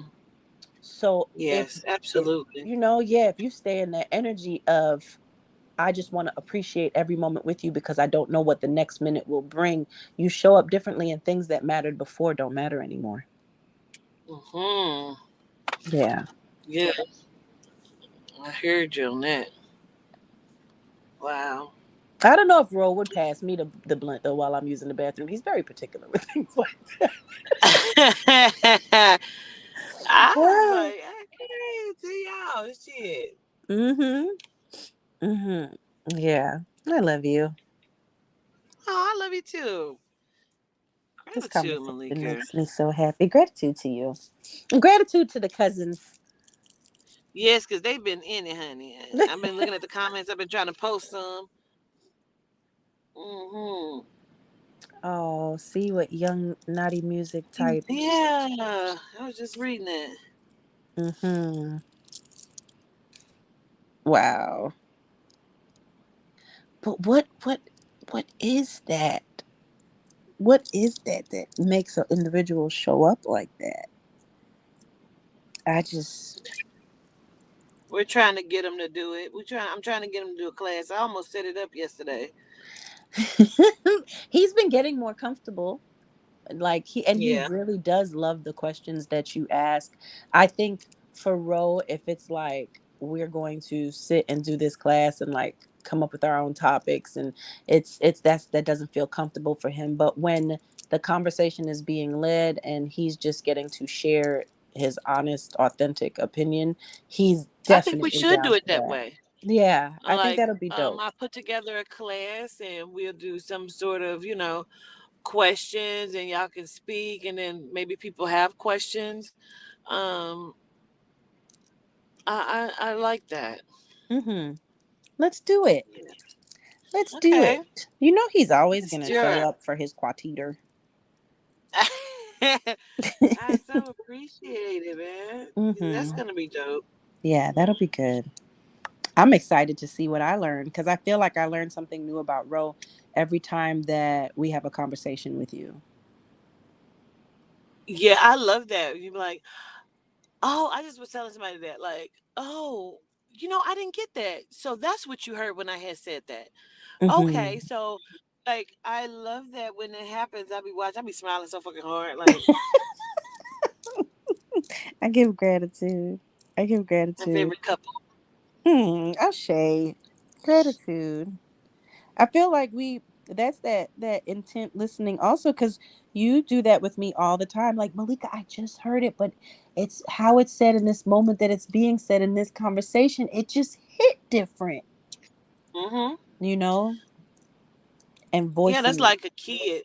I would tell Toddy something when she was growing up, and it never made sense. She didn't understand it, but soon she'll come in like, Auntie Nisi had said. I said, I just told you that. The fuck is going on? You know? That is the harshest thing to experience as a parent when you know you've been trying to drill this thing in it and somebody comes around that is not in the everyday experience of your child and all of a sudden they get it. But you know what? Gratitude, Yes. the message was finally received. Okay, absolutely. Listen, Toddy was like 3 or 4 maybe. Hmm. And no, she had to be like 5 or 6. And so, I would get her shoes and coats and shit. I'd be like, "Where your shoes at? Why you ain't?" You know what I'm saying? Like, go put your shoe. Why? Where's them at? Like, she never knows what nothing is.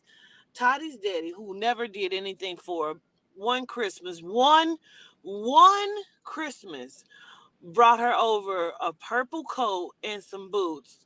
My daughter walked around for 24 hours with panties, that purple coat, and them boots on.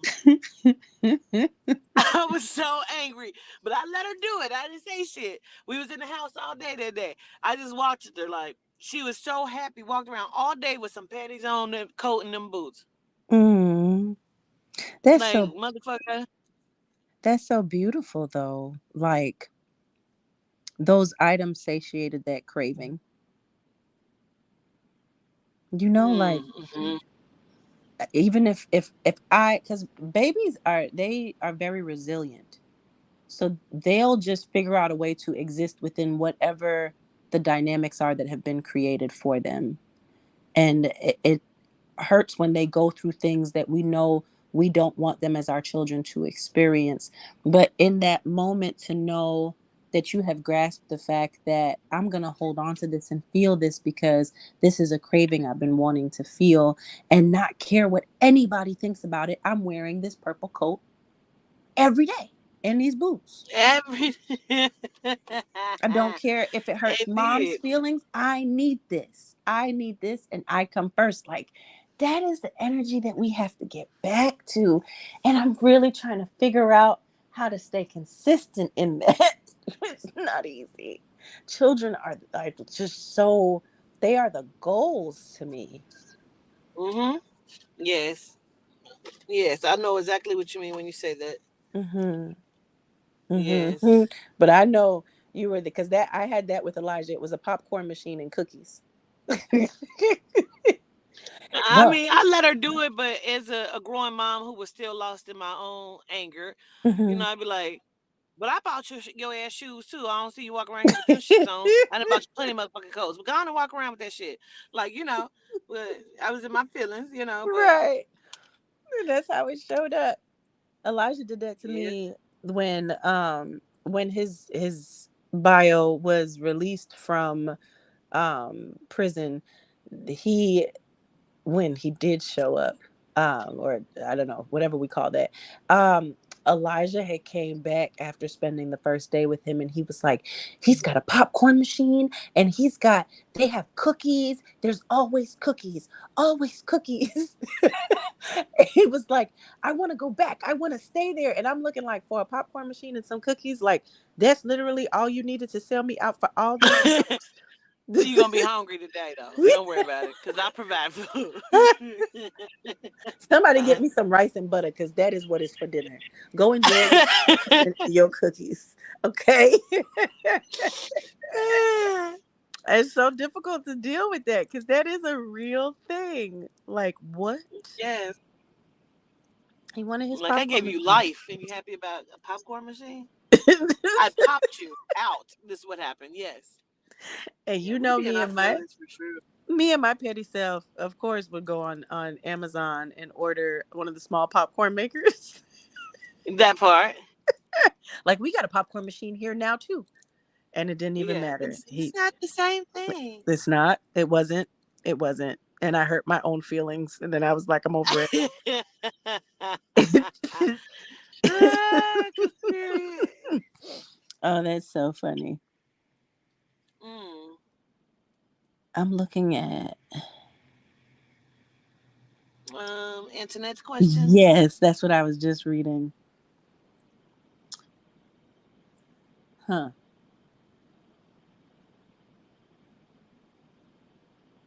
How would you respond to that, governess? I'm really interested to hear your answer. I'm in that same space. That's what I've just been learning over the past few days. Like, but I guess it depends on when we say intimacy. What do we mean? Do we mean like a sexual encounter, or we mean like letting somebody in to be vulnerable? See, I've had sexual encounters, and again, like I told y'all, like I'm working on even gaining, you know, vulnerability inside of that. So being intimate, don't know. I think that's a question for Malika or someone in the chat because I don't know. Okay. I think. Oh, okay. She said he's pure. I was looking for that specification too. Once you said it, like, yeah, okay. Um. Oh, That's a question for a guy, I think. yeah. I believe that also. If we don't have that option, this would be a perfect moment for Mr. Speaker Boxer to be on this panel to answer that I question. know. Yeah. Um, if I was to give advice, if he was to present this situation, I feel like I would just let him know to prepare himself and be able to calm his mind and just allow the moment to be what it is. Well, here's a guy. Mm-hmm. He said if he should tell her up front. Oh wait, that's the wrong one. Sorry. Hold on. That's the guy right there. He said if he a virgin, then as long as he keeps it real with the nerds, he should be fine. There's a J. Cole song where he talk about his first time. Like that's the only thing I can reference him to because I don't know, But be honest, I would agree with Tony. Be honest. Don't try to fake the funk. Like let her know, and that may even heighten it for her, because then she gonna want to show him, teach him, take charge, and make it do what it do. But what if it's the other way around? Tell him to be teachable. What you mean? Like, what if it's the other way around and she feels like that's too much pressure? I mean, Or it very she, well could be. or she like she feels like it goes into the, well, why haven't you been with anybody yet? Like, what if she's that kind of energy? I agree with Corbin. He said if she makes a big deal out of it, she's not the one for him. That's And if it. he's waited till this point, make sure it's with somebody that's going to understand that from him. I think, first of all, let me say this. Tell him I said this is the most beautiful thing that Hmm. I've heard. And I show gratitude and applause that he respected himself enough to Hmm. give himself the opportunity when he feels like he's ready Hmm. to do it. So, gratitude to you, young sir. I think I think that's beautiful. I want to know, how long have they been together, or how long are they together? Are they just talking? What does that look like? Right, yeah. Because I think that governess is so right in saying that, like, this is a big deal. Like, that is a great honor to experience that moment with you. So Hmm. it has to be treated as such. It has to be treated as a ceremony. Yeah, don't short yourself. Yeah. He said he's waiting because he said women are hot in the pants. A lot of them are. A lot Hmm. of them are. More ways than one.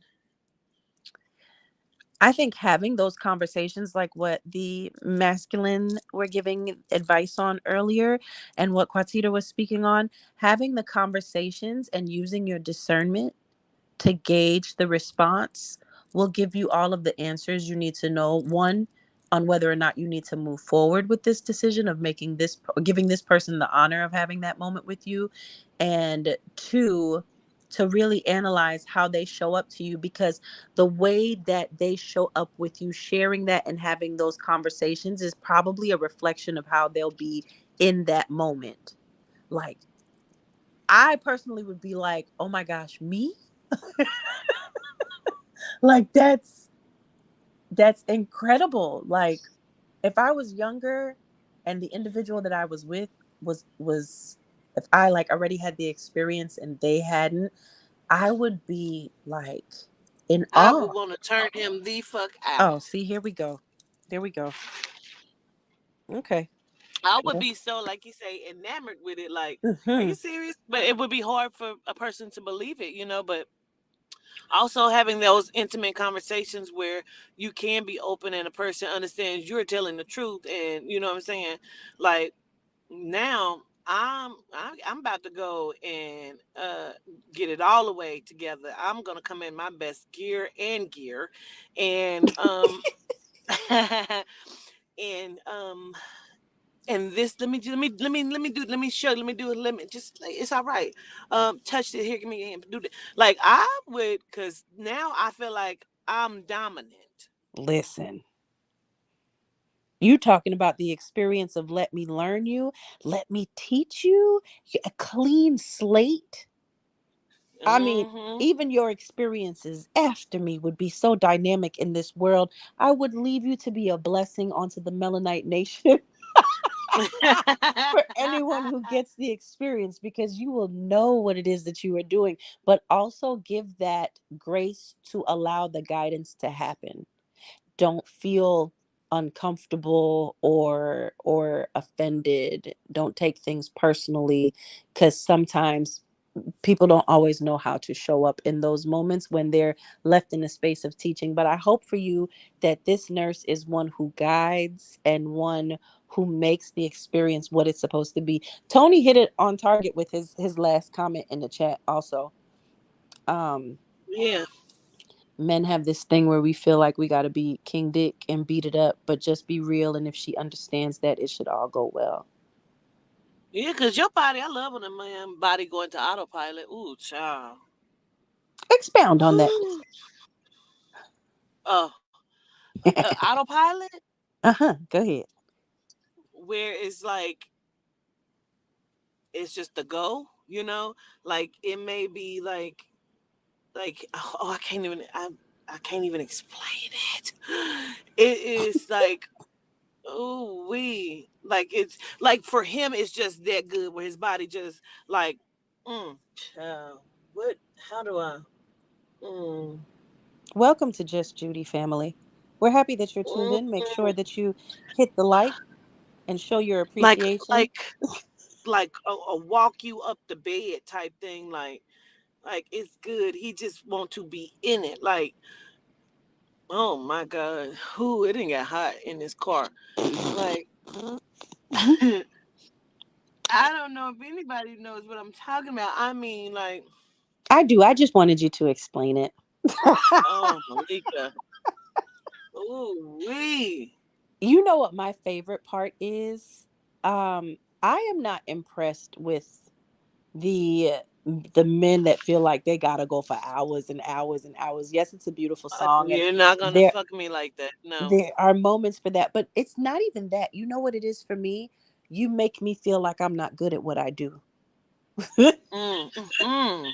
Yes. Like Heard you on that. the turn on for me is when I could feel you trying to hold back because you can't help it. Like, why would Yes. this be so good? Like that. I love that feeling. I love that. Ooh. Yes, girl. Mm-hmm. Mm. Mm-hmm. Mm. Now, I mean, like, so good that when you sit and talk to somebody at Walmart and you thought about it and your body, your knees get, whoa, what happened? Oh, girl, I don't know.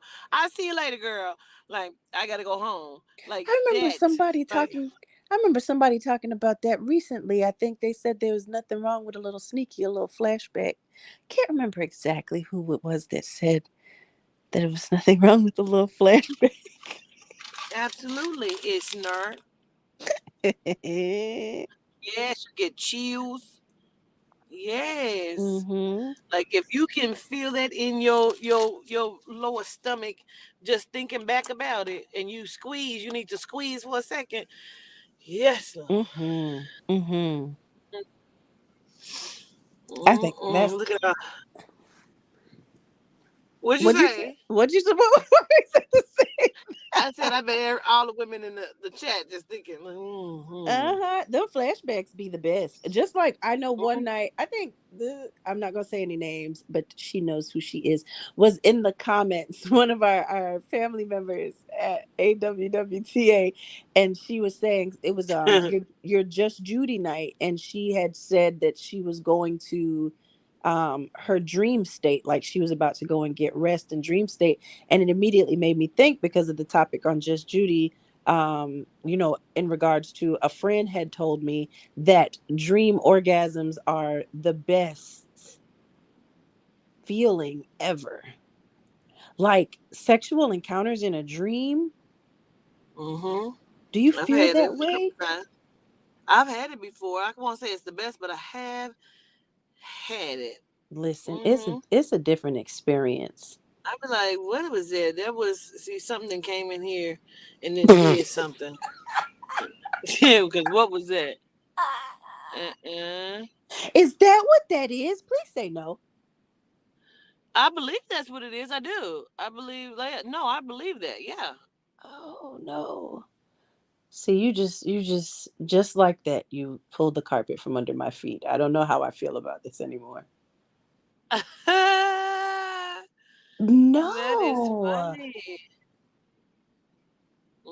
I do. I feel like that.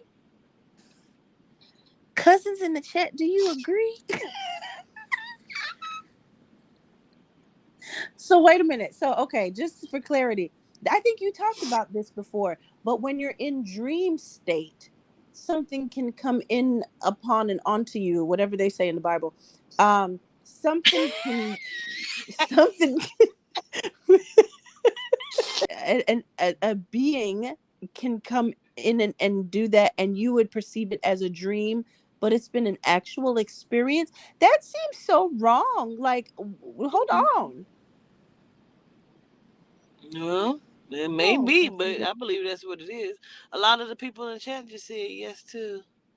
oh no. Oh no. Oh, okay. Oh no, no, no. No. Oh, B Love said when she has those dreams, she can't see a face. Okay. I can't never see a face either. I've had one where I could see his body, his hair, but I could not see his face. Mm. I've Hmm. even had an experience in my dream where it wasn't sexual, but in the dream he was my partner, and I could feel the love I had for him. Like I loved him deeply. And that was really weird because I was like, what the fuck is that? Do you think that those dreams could also be past lives, but us seeing us in our now image, or even Mm-hmm. the Parallel. right, or the basis of something that may happen in the future? Because I've had experiences and I've been like, oh my gosh, I dreamed this. Like this was in a dream. I know that Yeah. they, yeah. So, okay, well, that works for me. That makes me feel better. Yeah, absolutely. But I feel like when you're talking about in that, like, it feels like in that moment, like you are sleeping and this is real. It feels real, and you can feel your body reacting and moving, and like what is happening. I believe that you're being like in a sexual encounter with a spirit. But what if it's the person that you're with though? Would it just be the spirit taking on the image of the person that you're with? Absolutely, What the fuck? to make you comfortable. Like even in those moments, I've woke up and I knew because it's almost like I was in between asleep and an awake. There was nobody in my dream, but I could feel it on my physical body. And this was like way before I understood who I was. This was like when I was in my Jesus movement, Mm-hmm. the programming. So it wasn't even that, because you know how people love to. I know how bitches love to tussle. So it ain't even that. It was just I had this experience, and when I woke up, I was like, "What the fuck was that?" Like I was heavily breathing. Like, what is happening? Like, You know what's interesting when I think about it, because when it has been a masculine, it's either like how you explained it, where I can't see the face, but when I have seen the face, it's been Rose's face. But typically in those dreams also, it's usually a feminine that's in the dream with me. There's even been dreams where Ro is in the room and he's watching but never engages. Like he's mm, engaged but not like I just want to watch and take this all in, that kind of energy. So now I'm wondering, yes. like, okay, was that a spirit in her boyfriend that It might have been two spirits. dressed him Yeah. up like Ro and put him over there and what? No, it could have been Ro outside of his body, just Oh, watching the experience. so that can happen too. So Ro and I can meet in the astral world and have that experience. We absolutely do. Wow. I never thought of that like that. And as much as I have dream experiences, I've never thought of it. And Ro and I have dream shared before, but I've never thought about it with those dreams. Huh. Yeah, I love dream sharing. That's dope. Yeah, I love that. Mm-hmm. Mm-hmm. That's always very mind blowing when it happens. Nye and I Yeah. used to dream share a lot. A lot. Yeah, me and my mom, me and Toddy, we've done it. Me and my mom have done dream sharing. It's a beautiful experience. Mm-hmm. Mm-hmm. But okay, my cousin and her ex, they've dream shared, but it was like this. In her dream, she was sitting on the porch and she was like calling out to him like, "Hey, this the banister on this porch is broken or something like that. Like this need to be fixed." Mm-hmm. And so like, that was her dream. In his dream, he was telling her, but in her dream there was a bird in the tree, right? As she's sitting Mm-hmm. outside. In his dream, he was a bird and he could see her sitting on the porch. Mm-hmm. That was deep as fuck to me. Yeah. I remember Elijah's bio. It was the day before I found out I was pregnant. The dreams the week that I found out I was pregnant with Elijah were so vivid. But one night specifically, Martin had he when we got up, I was like, that was the craziest dream. And he was like, yeah, I had a crazy dream too. I had a dream that you got kidnapped. And I was like, but in my dream I got kidnapped. He was like, yeah, I was searching for you and I was trying my best to find you and I had to drive out to the woods. And I'm finishing his statements as he's saying it, because in my dream there's this man that had taken me away and took me to a cabin in the woods, and I'm describing what he has on. And like, from my perspective in my dream, Martin had bust through the door and took him out, and in his perspective he pulled up to the cabin and had bust through the door and took him out and rescued me. I like It's really, really interesting, but I've never what's beautiful with your cousins is him coming into her, like, having dream sharing but in animal form, fauna Mm-hmm. form. Mm-hmm. All Yeah, right. Yeah. that's dope. I Wow. love that. Are you in a parking So lot? yes. Get off my phone. Get off my. In the parking lot, like get something to eat. I've been sitting here looking at it for Wait, you're two in the hours now. matrix. You're in the matrix. It's breaking up. What'd you say? I said I've been sitting here for the 2 hours just talking that I'm getting ready to grab some meat. Go and eat, friend. I love you so much. We've been on the phone for a very long Gratitude. time. I love you too. Yes, Gratitude. girl. Go and eat, and All right, I please love you. get I some love get y'all. some rest. Yes, I am. I'm going home and getting something to eat. I'm gonna do packages and yeah. So Okay. gratitude. I love y'all. Love you, family. All right. I talk to you soon. All Okay. Talk to you later. right. Love you. Peace. Peace. All right. Peace.